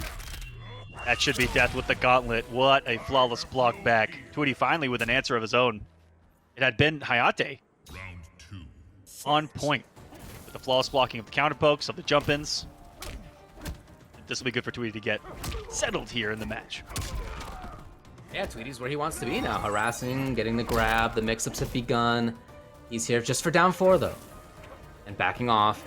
And doing, honestly, over time, a pretty significant amount of chip damage, or just straight up getting the hit. Calling out the movement at the appropriate time. Oh my god, again. Breakfast here. The empty jump down. The field. Oh. I don't think there's a soul on planet Earth that doesn't have an unholy reaction to that happening. Dude, that feels you're the biggest genius in the world when that works out. It doesn't look like it, but it is so galaxy brain that it hurts people. I think it hurts their brain. Overcommitted? Maybe try to cheeky little American reset right there. I just feel the pressure of having no health. 6 frames, good games. But he's on the board. Okay. Yeah, I think we expect this one to be close. No doubt about that. Jack in the box. Tweedy's favorite. I just watched it back, and it looked like Hayatei may have been going for a reset. After seeing the breakaway, maybe try to catch him waking up buttons with the end of that string to go for the crushing blow victory. I do the same thing with Kodokan's forward 1-2-2. If I see someone break away, I commit to the whole thing. And a lot of people like to wake up buttons in that situation, so it claps them on wake up into a crushing blow. I like that idea as well. Tweedy just blocked and didn't get aggressive in that moment. Really big note right there, because that's really specific stuff. But you're right, Tweedy, Jack in the box. Jack in the box! Tweedy's one of those guys that definitely likes everything, you know, isn't the most fancy person. I know me and him have had long discussions about how great Little Caesars is, and I will never talk bad about Little Caesars. It's the clutchest $5 to $6 on a pizza that I spend. What about you guys? I'm on board. But I like his food takes. Oh, wow. So I might have to look at Jack in the Box a little different. I've only had it once. Tweedy, I believe. All right, well, as we're prattling on about this, already some very interesting decisions by both players on defense and on offense. It's Hayatei really trying to pester. Finding the opening. Yeah, we've seen this quite a bit here from Tweedy, interrupting with down 1, trying his turn. So a lot of back and forth right now. Right, Underneath. Pushback on stand 3, wow. We got neutrals reset. He's out there on the approach, just moving forward, blocking for the sand trap, moving forward. That makes the read because he really knows that smart there's nothing stuff. that the opponent can do. During that time, Gears is stuck. Uh-oh, Tweedy is a dangerous man. He's scheming for it. Hayatei playing so safety first right now. Look at how he's just holding on to that block button. Ooh, and look at that. That allowed Tweedy to just dance around him into the throw, and now Fatal Blow Raw. Will kill, 50-50 situation. Nice block, and we're going to go into the breakaway, and Hayatei comes off of the bar for nothing there. Tweedy takes another round with a clutch flawless block up 2 in the Fatal. That's a second one already, and that's what this has come down to. These guys are neck and neck. Round 2. Fight. But continuing to have that slow play for a significant period of time. Love to see this. The catch from Tweedy landsies right there, and he's got a chance for pressure. Oh, the knee comes into play. Something we've seen from him quite a bit. Super hard to see that on reaction. Oh, You know, we've seen this a couple times as well. Up And that the was- invincibility of it starting off, yeah, I bet into significant damage. and one more read here. Tries to meet the stand 2. Wake up button works out for Hayatei. The down 3 has been an issue a lot for Gears. I remember, you know, this is a very heavy Season 1 matchup. We haven't seen in such a while. It just comes up into the aggression as Hayatei gets the counter hit, which means that we see the crushing blow. Miss out on a hooky situation there to stay safe, and that's going to close out for Tweedy, who, with that flawless block moments ago, Hayatei did a 2-1 on his turn, and Tweedy may have done something even more galactic brain than earlier. He did up 3 on his flawless block for the first time, which means that he knew that Hayatei did something that was so fast, double hitting, 2-1, right? 2-2? That his up 2 may not have had the time to interrupt in between and get the launch. So he was like, you know what, let's keep it safe, and no matter what happens here, it's going to be my turn, and I'm going to get the hit. So it guaranteed it versus risking getting beat out and then crushing blowed for that same exact flawless block read. That was so smart. He's on the lead, or he's in the lead, I should say. I also love his choice of timing for the breakaway. Right, it was just as the string was activating that you have to like dial in. And that was like the perfect moment to do that. Like he called out the combo route exactly and got the punish for it into taking the game. Lost hive of the chitin. So 2-1, Tweedy up on Hayatei, who is gonna go back to Aaron Black. Continues to be the choice for him here. I have another question for you, David. Yo! Can he potentially, and I mean like, Round 1. let's go deep here. Could he potentially be doing this to save what he's got up his sleeve with Fujin for the finale? Dude. But maybe he doesn't want to show everyone, you know, the tricks here this early. Maybe he just likes playing with his boy. I mean, he's doing pretty well with his boy, that's for He sure. most certainly is. Could be testing the waters as well to see if, you know, what matches he might have to use Aaron in if he's not feeling fully confident with Fujin in all of them. Just straight up. Oh my god. That was the last Minus thing I frames expected of right jump there. early jump kick. You know, the Yeah. opponent blocks, it's their turn. Okay, they're gonna do something. Great read by Hayatei. We've seen a lot of reversal throw on jump-ins here today. And I think, oh no. Yeah. Oh, no. There you see the downside. That's why you usually see the up 2, Right. not the up 3 that we saw earlier. And now he's gonna be back to being like, you know what, I'm just gonna up 2 now. Screw it. really aggressive down two too. Oh, goodness. Set. Now he's away where he can take a little bit of life over time. I feel like he finds this almost every time. He's so good at calling out when the opponent wants to move. You know what Gears knows what they're doing when they are consistent at meeting someone on the ground off of a jump in with a sand trap. Because that is really hard to do. You know, you talked about the conversions that Grr had off of the launch of the clone. It's the same thing when reacting to someone jumping. Here we go. Out of there instantly. Definitely didn't want to eat that acid setup. Oh, he's gonna eat some acid anyway. Here you go, buddy. And the disrespect. What a waste of a vial. Pretty decent damage for it though. That acid pour, pretty good special.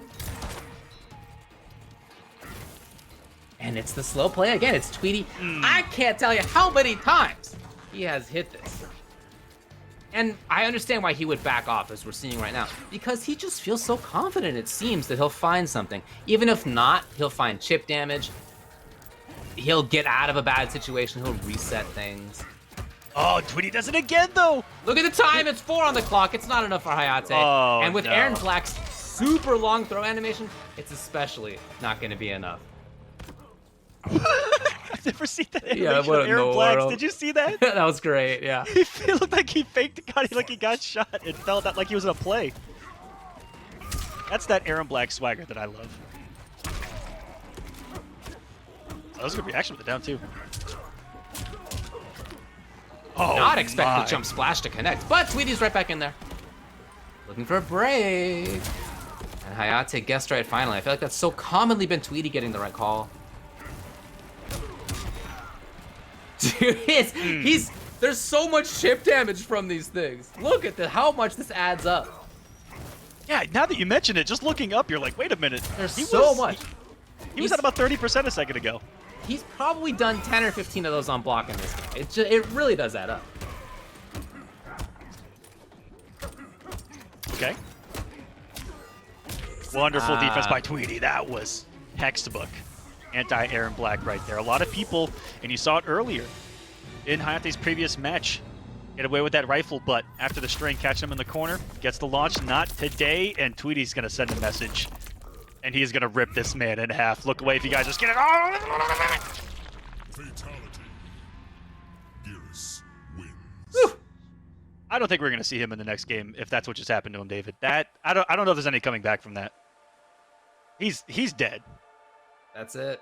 That Aaron Black is out of here, and it's out of winner's side too, as Tweedy moves on into grand finals on winner's side.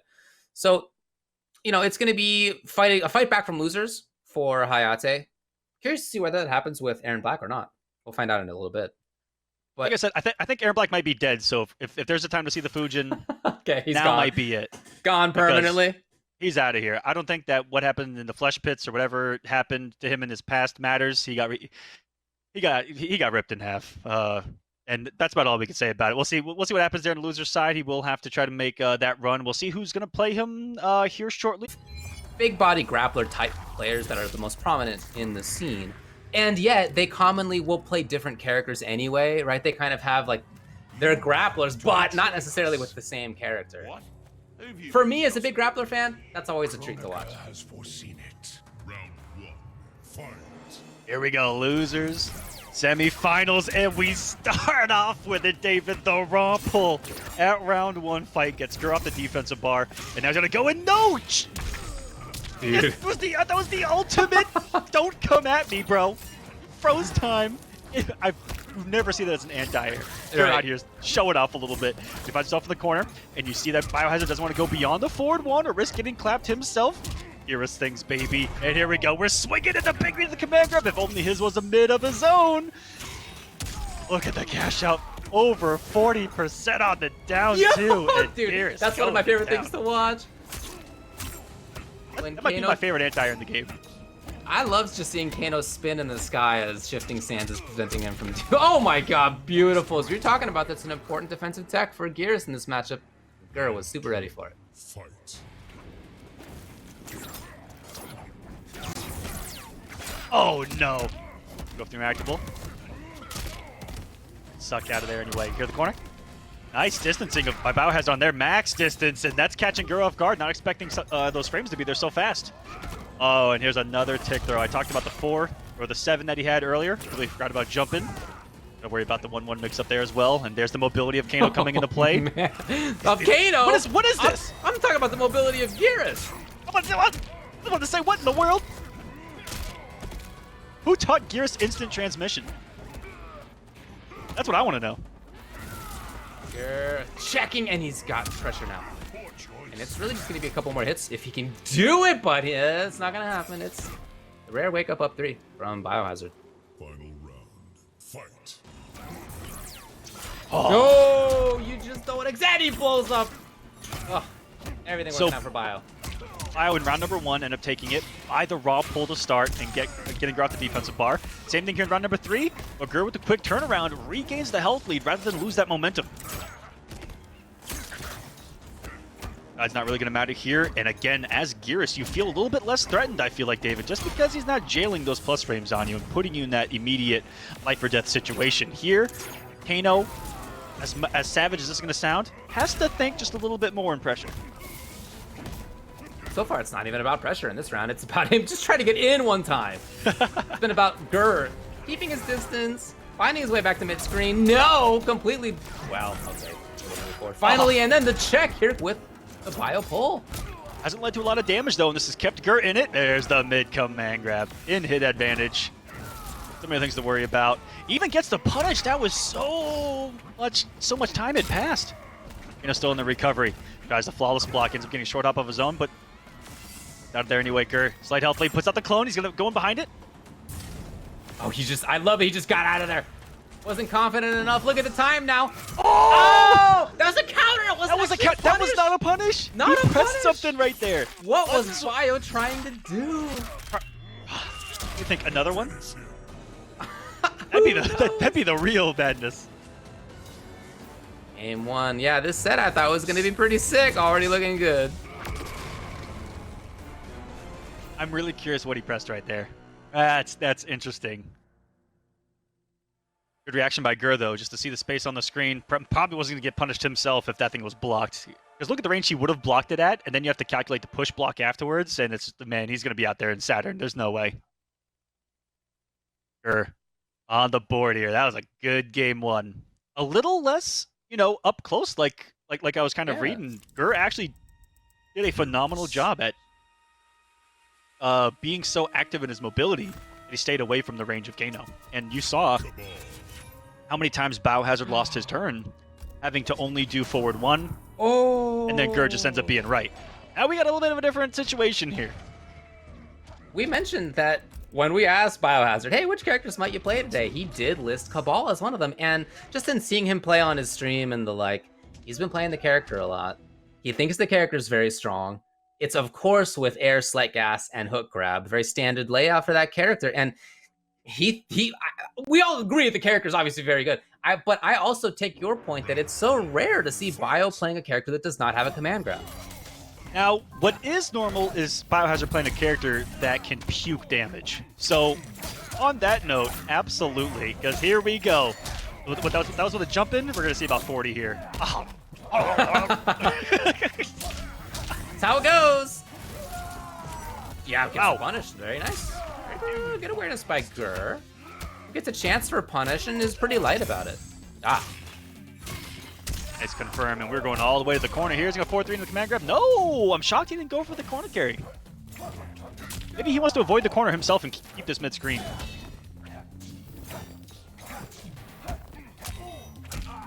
They had the same idea. Tries it out. He does need to make a slight comeback here. It's not by much. Oh, what a delay. Very good delay in that. Absolutely, that's the round right there for BioHazard's Cabal. He just put in enough frames right there for Grr to think, oh, okay, maybe there's a throw, maybe I micro duck, maybe I do a button or backdash or whatever it is. The setup. Nice early breakaway. It doesn't avoid anything in the end. Oh no! That's one of the worst feelings in Mortal Kombat, baby. You come off your bar, and that may have helped him convert that. Wait a darn second. I was gonna say, I think so. I think that's what happened. Oh my goodness. That was so genius. Oh my god. Okay, here we go. I watched it back, and I think that's 100% what just happened. Oh, it's so pretty. Making it a flawless block. He is just trying to take away every bit of momentum for BioHazard. In the corner, is that going to be enough on the end? Not today. Let's worry about Fatal Blow. He's with the jump kick. That's a really good knockdown to do a jump kick as well. It covers so many options in the corner. The knockdown has good hit advantage in order to pull it off before someone tries to wake up with buttons, etc., etc., etc. And that flawless block was kind of wild. Was that just on the raw second hit of that string? Grr's just showing off now. What a pickup. Come on. Yeah, Grr installs the sands, and now good looking getting out of this situation. Oh! That was actually a whiff punish? Okay, He definitely called him out for it. Oh, Showing oh no. That's still a lot of damage. 250 for that jump. That's what it cost you. Okay, well now, it's gonna be tough to whiff anything because there is, if that even comes up, and it's gonna be...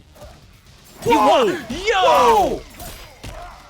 Yeah, I feel like that was the anti... Was that... Wow, okay, well it doesn't end up working out at all. Anyway, it's Grr who's up 2-0, but... BioHazard maybe intentionally walked forward like that? That was like a...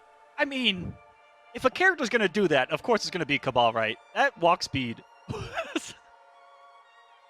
That was so cool. That's one of those interactions you rarely get to see because you don't get to see a lot of Gears use that a lot. And again, what I'm loving out of Grr's play is not just the command grabs. It's been him using that an awful lot more and causing madness. Madness that we just saw. We also saw a godlike conversion because of it. You see BioHazard be a little lost in the sauce, especially in the corner. Grr's been a lot more aggressive in putting it out in the corner. And BioHazard, yeah, going back to Kano, who looked good in game number 1. It was down to a hit. You know, the switch to Cabal definitely to I think, test some waters here. Yeah. But we're going back home. I think that's my read on the situation as well. He was super, super close to taking it in that game number 1. Didn't need to switch. It wasn't a requirement. But, you know, he's secured his spot in the top 16 in the finals league for sure. He's coming into this 3rd overall. So I think there might have been him just trying stuff out a little bit. Back to the character. What brung him for the most part? What a pickup. A little bit more damage. Costing 2 bars from Grr. You get some huge damage here. I'm shocked he's not going for the corner carry, though. That was a punish. Bio was there. He's going to get some pressure here as well. It's his turn still.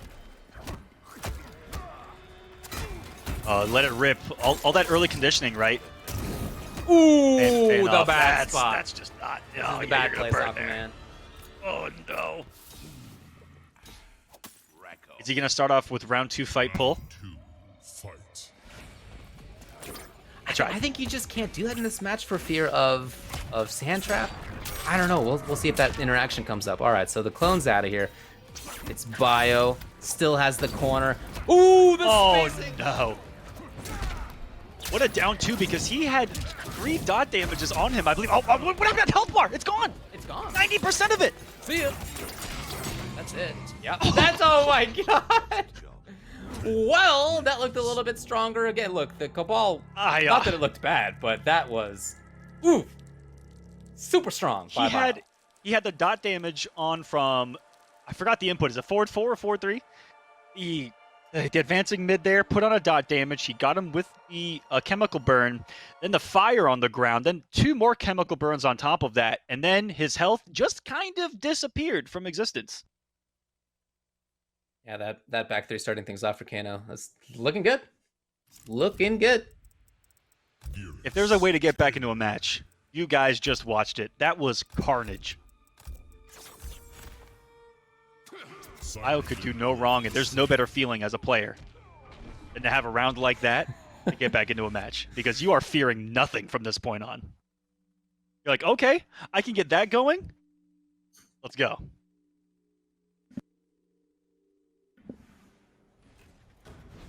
He was definitely able to get in and party a lot once he got to that corner. We haven't really seen him having corner control in this matchup much yet until that game. Tried, that was actually the beginning, did you see that, of the sand trap? Just didn't even get it out in time. grounded approach, and the wake up by Grr. Grr is not shy whatsoever from wake up buttons, though. That's always been in the arsenal. He loves abusing that wake up down one, the delayed wake up in the down one, and oh no. The tech throw is working out. Nice call out. By Grr, this is a lot of dot damage. He gets out of fire. This might be GG's. Grr. Okay, I believe. Oh, he could do it, of course. He's honestly 2 mix-ups away. Ah, the big one. Okay. Hoping to see a button come out from Bio. Nothing doing. Round 2. Fight. Third round in a row for BioHazard. I'd say the momentum has completely shifted. Rest in peace, Cyrax in the back. Just want to point that out real quick. Now that we've acknowledged it, we're moving along. There's some more offense, and there's the Gearus specific tuck of that string. That has been huge for him. Funky little staggers here from Bio, who's trying to be as tricky as possible. Oh my god. Whoa. Okay. What a sick pickup, actually. That's more of what I expected coming into this. These two have still played a crazy mid-range and full-screen game. Wow. Pretty rangy, no doubt about that. It's Bio still pressuring. So good. What a call. He knew that Grr was going to try to press buttons there. Oh, 4 Knew it straight right there. rounds. I think 20-plus phenomenal reads. Not only do we have a match, but we are looking at the cusp of a reverse 3-0 if BioHazard continues what we are watching right now. Whatever this is, scary. What this is good, just on almost everything. That read right there, that offensive flawless block read. Super, super good timing. We have been talking about how Grr likes to press buttons there. That's right. It's something his character can do. He makes good use of it, steals turns with it. That's a way to blow it up. BioHazard was ready for it. He finally called him out. Checking him with the down 1-2 with the flawless block up to, which was, I think, just the icing on the cake, really. It may not be. He actually may have already put the icing on the cake. That may have been like the, I don't know, the frosting where it like spells out something on top of the icing that's on top of the cake. Because he has been rocking these last 2 games. Let's see if he can continue it in a Game 5 situation. Can Grr stop the reverse 3-0 and get those much-needed points? I think for him, this is more of the must-win situation. Oh, sure. Absolutely. Bio came into this looking great on points. Talk about those wake-up down ones, too. He's never shy. Okay. Oh, no! No punish? Well, he was expecting the block. It just... It had reached its terminus. It's a good trade there and avoids the knockdown. Again, that closes the gap. Ooh, no plus frames this time. He teleported the shenanigans by Grr. Oh. Missed out on a big combo there. Wasn't expecting to jump into work. Very pre-committed to stand for.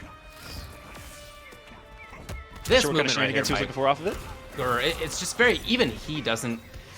What a series. The man did teleport in forward 2, teleport into sand trap.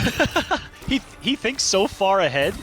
I feel like that's so it's hard to play against because you don't even know what's coming next because he's already such a madman. Oh, Far away for the pull this time. And what a... How did you place that perfectly, Grr? That was insane. He knew exactly where the Kano ball was going to be when it touched the ground. So it's match point for Grr.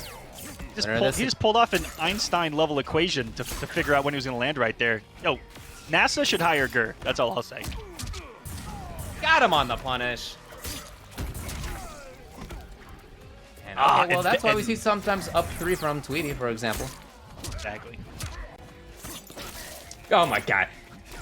He's really harassing. Oh, out of the sky as well. The huge hitbox of that laser. Now, BioHazard close to the corner, certainly within forward 1 range. Yep, there it is.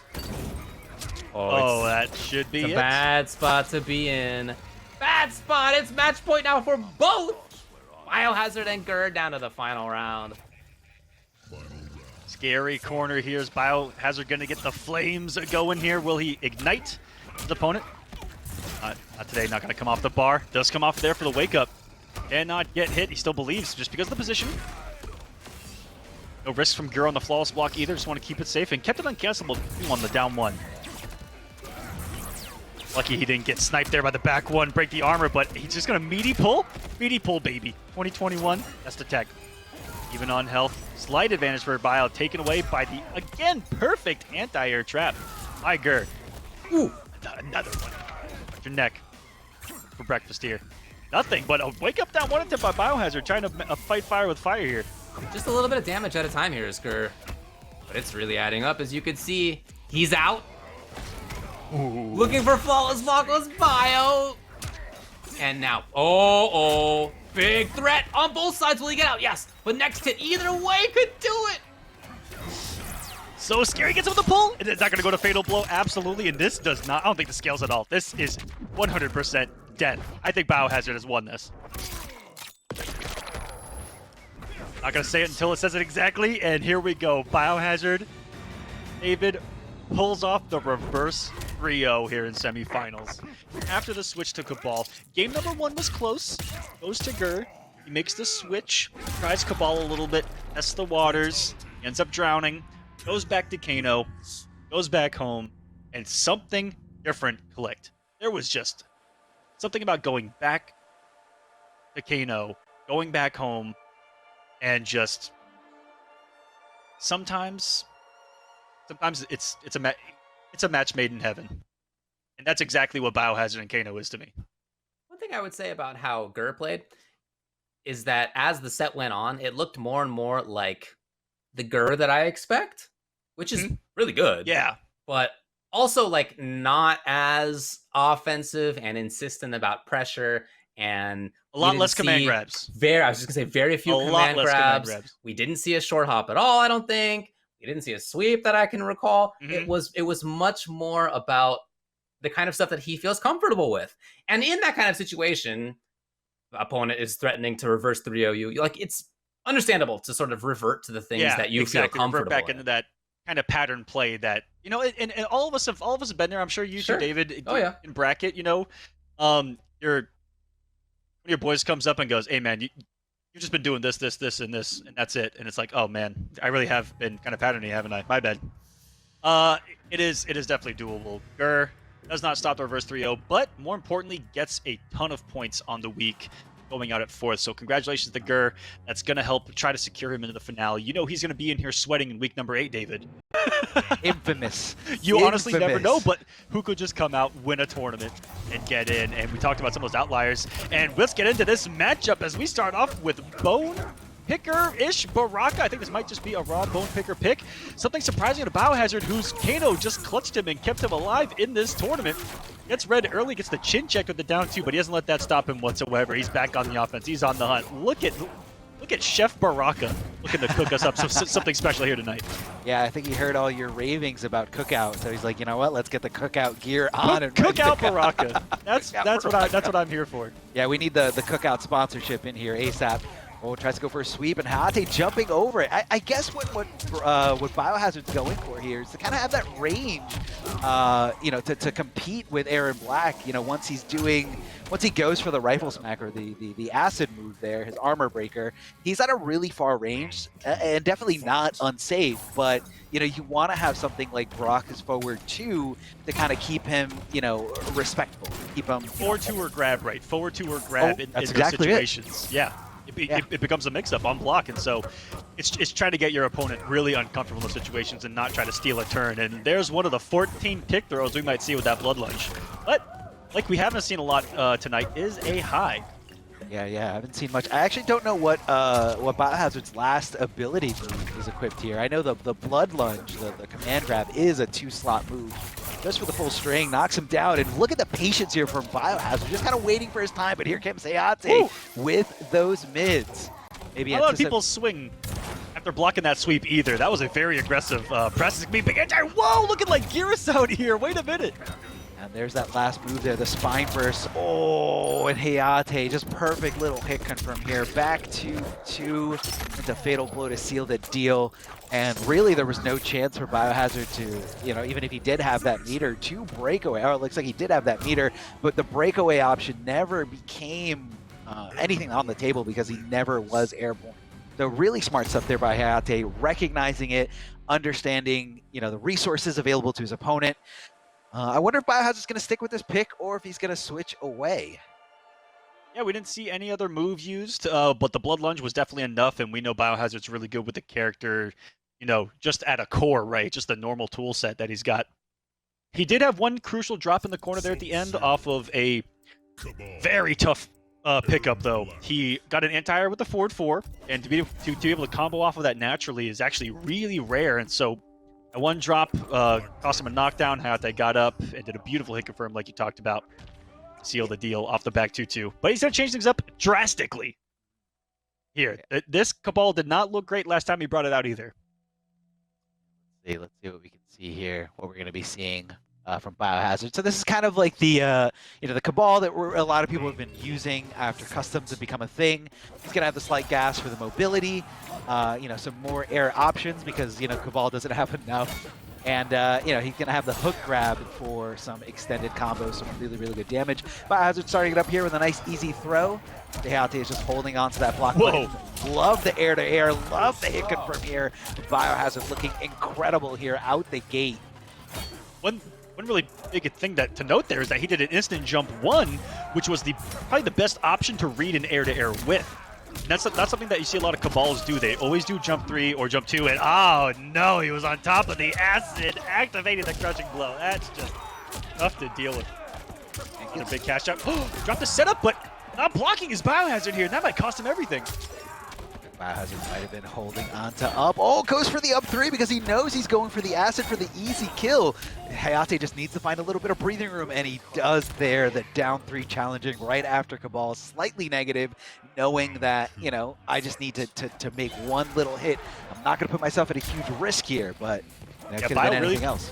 You really couldn't stop that down 3 from happening, right? Once you go beyond to the end of the string, you have given up your turn really good by Hayatei to take it safely and not let BioHazard do a jump or press when he's negative and get away with it.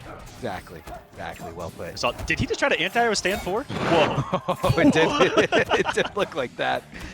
A lot of jumping here from BioHazard. Even again, those instant jump 1s that you kind of pointed out there. Yes, a little uncharacteristic like of other Cabals, but this is BioHazard. This is a completely different player, and someone who's always kind of had a great approach of how to play characters in a certain way.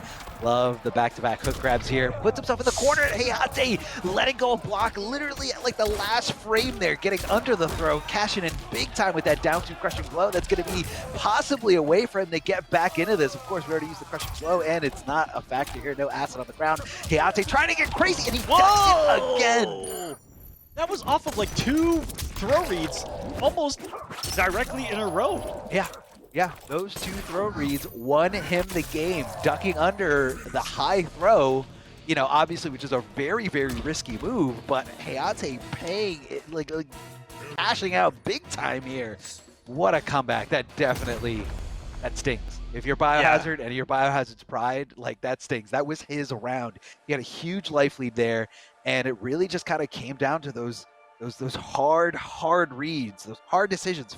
Commitment here from Hayatei. That was it was so rare to see BioHazard fall victim to something that we all fall to, which is when someone's under 130 health, you're going for the throw because it's gonna kill, right? But it's really rare to see him get kind of caught in that vortex of trying to go for it, right? When you got so many other options available. But just like in the previous round, when his tournament life is against the wall, Kano comes a mixin'. Oh, here comes the command grabs. What are we going to see here on the loadout? Yeah, we got lumbar check, chemical burn, which is a really good move in the corner, and the biomagnetic pull, which means, some things that you thought were safe because they have certain distance no longer become safe thanks to that biomagnetic pull. So let's see how BioHazard applies his 3rd character here. Tries to go right for it, and Hayatei doing such a good job of getting under these throws. I mean, he knows when those throws are coming. A little bit of a drop. He has only had high throws as well, every single character, whether it be command grab or regular. Hayatei's always going to have that option. Oh no, he pulled him into the fire! That is so good. That's kind of... That's so good. Oh, man. All right. The first time he did it to me, I said the same exact thing, though. I'm like, come on! Come on! How is this in the game? He got pulled into his own death, ladies and gentlemen. He was just blocking, minding his own business, going about his day, Aaron Black gunslinging, being all nice and cool, and sucked into fire. Nice getting hit, blocking the lighter there. Avoid the dot damage on the ground, and this is still falling apart though. As defensive as your godlike reads can be, Kato is decimating this health bar. Yeah, I was literally about to say that Hayatei is making right decisions there in the corner, but he's still, you know, he's making the right decisions to avoid the fire, but still getting just destroyed, grabbed, hit. I mean, BioHazard is running away with this here. Huge life lead on his side, and Hayatei out of life completely here. Oh. He's got two pairs of legs. This is why even the chat was like, why would you not go with Kano, given what just happened mere moments ago, where he pulled off a reverse 3-0 with this character? Night and day. Night and day. I mean, look, you also have to consider that BioHazard is here in this position where I'd say at this point, he's pretty much secured for a top 16 spot in the sub-regional finals. Absolutely. And I think he's just kind of testing the water. You know, obviously there's casuals, obviously there's, you know, sets that you have with other really good players, but nothing is going to be as good of a test to, you know, your secondaries or your third characters as a tournament setting. And, you know, it's a rare opportunity, and I think BioHazard's just kind of taking advantage of it. So, you know what, let me try the Baraka against, you know, this incredible defensive, you know, this incredible player, Hayatei. Let me see what I can do with him. And now this is going to kind of make a little blueprint for himself to relook at things that he has to between now and the sub-regional final. It's almost the same. Yeah, and it's almost the same as the other side too, where I feel like Hayatei might be doing the same thing as well with this Aaron Black. We have not seen the Fujin at all, and he might be saving it. He might be saving it a little bit. I definitely agree with that. That's a good move. You know, you don't want to reveal all your cards right away, but I guess if you what happened to this health bar? It's gone. Totally gone here. BioHazard coming off those two defensive bars to try to save a little bit of this health, but it might be to not getting the punish, but trying to get over the acid. That was so smart. He canceled into the Kano ball just to get off the acid. And right now, BioHazard's just kind of buying some time, you know, the longer, and again, I don't think he necessarily wanted to win that round, but he wanted to at least wait for that defensive meter to come back close to full breakaway ready if he needs it right away. Right into the lumbar check after that jump to BioHazard getting tricky with the command grabs. Ooh, deep jump in twos. Remain nice and plus afterwards. Definitely going to be your turn to swing. Good block in the overhead. That was a really good block. That's been sniping a lot of people here so far from Hayatei, not watching their domes. Going to get a great combo here. Time off the clock. And the disrespectful... it's just icing on the cake for Aaron Black, really. Puts the acid out. BioHazard standing his ground in it too, and look how that paid off. He actually walked himself into the acid to get out of the range of Aaron Black's jump in. That took some cojones. I mean, yeah, sometimes you got to put yourself in a little bit of danger if your opponent doesn't think you're going to go in there. Boot drop here from Aaron Black. Is he going to do the second one? No. BioHazard checking with down ones like crazy, making sure Aaron Black doesn't get that breathing room that Hayatei's looking for. Hayatei backing off, challenging with some mids. Of course, that's going to be a safe move, and BioHazard, the nice little stagger pressure right into the command grab, and he just let it rip. Oh my goodness! Hayatei pulling off the Vianality wake up fatal blow. Just says, you know what? If this works, I win. GG's big fan. I'm going to grand finals. That's how quick that just happened. He just said, you know what? I'm in grand finals, baby. Look, man. It was a little sneaky, and I think that was probably the last thing BioHazard was looking for.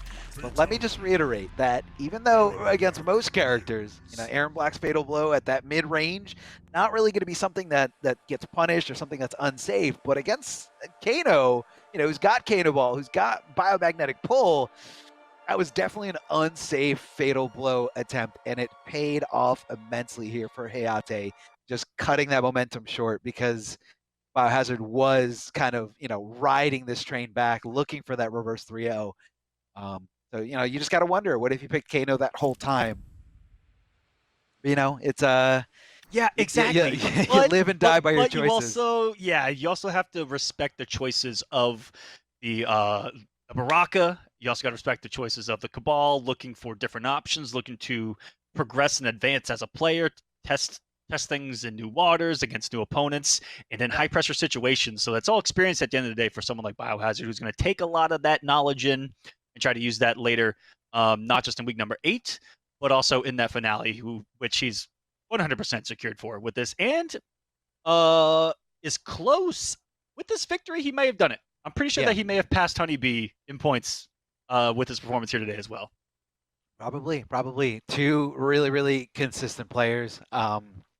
Just always making a name for themselves, and it's cool to see that BioHazard here in this top 8 had a great run, a great set against Grr, great set against everybody in this top 8, and definitely going to be, you got to watch out, man. Got to watch out for BioHazard when it comes to anything NRS.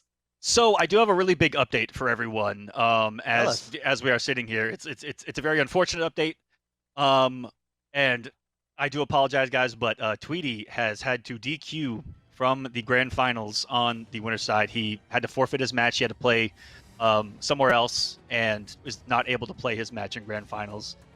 So he is forfeiting it, taking the points, and Hayatei will have won this week of the pro competition, ladies and gentlemen. Congratulations, Hayatei. Not only did you stop BioHazard's reverse 3-0 with that crazy fatal blow. Yeah.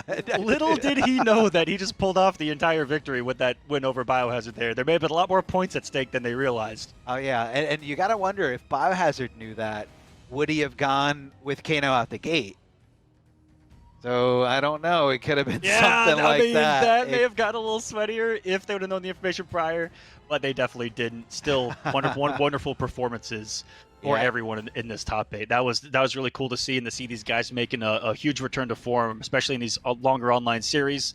Good to see Hayatei and BioHazard grinding these things out. Grr on the up, changing up his play style. You got guys like Zintai making a huge run, Deadly Rebel, Abyss putting in the work. imBigDaddyG still in the mix, still up there making these performances. And look at the finale that he's going to be in as a huge wild card as well. He's got a big victory. But that's going to do it here for the East Coast side of things, everyone. I want to give one last massive shout outs to Astro Gaming, the official audio partner of the Mortal Kombat 11 Pro Competition. All of our audio here on the commentary is powered by Astro for the entire season. Go visit astrogaming.com to find out more information on all of their officially licensed PlayStation products available now. Go check them out, astrogaming.com. They're doing some great stuff here in not just the competitive space, but the personal space too, because I love their headsets. Oh, so good. And I guess while we're doing shout-outs, we're also going to shout out to PS4 Tournaments, the Open Series. Mortal Kombat 11 Pro Competition is presented by PS4 Tournaments. Check out the PS4 Tournament Open Series. PS4 Tournaments are weekly competitions of all skill levels. Compete against your friends and rivals for unique rewards. You guys can visit the PlayStation 4 Competition Center. It's super easy. There's a lot of great content there for all skill levels. Check it out. All you got to do is go to compete.playstation.com and sign in with your PSN ID, and that's that. I mean, you guys have been watching NA East. That's going to conclude NA East for this week, but real shortly, we're going to be having NA West. So we're going to be seeing what kind of monsters are on the west side of North America for today's pro competition. So again, make sure you guys are following the channel at least, and you guys will definitely know when we go live, which should be within the hour. So kind of hang out, take a break, and we'll be right back with some more Mortal Kombat action.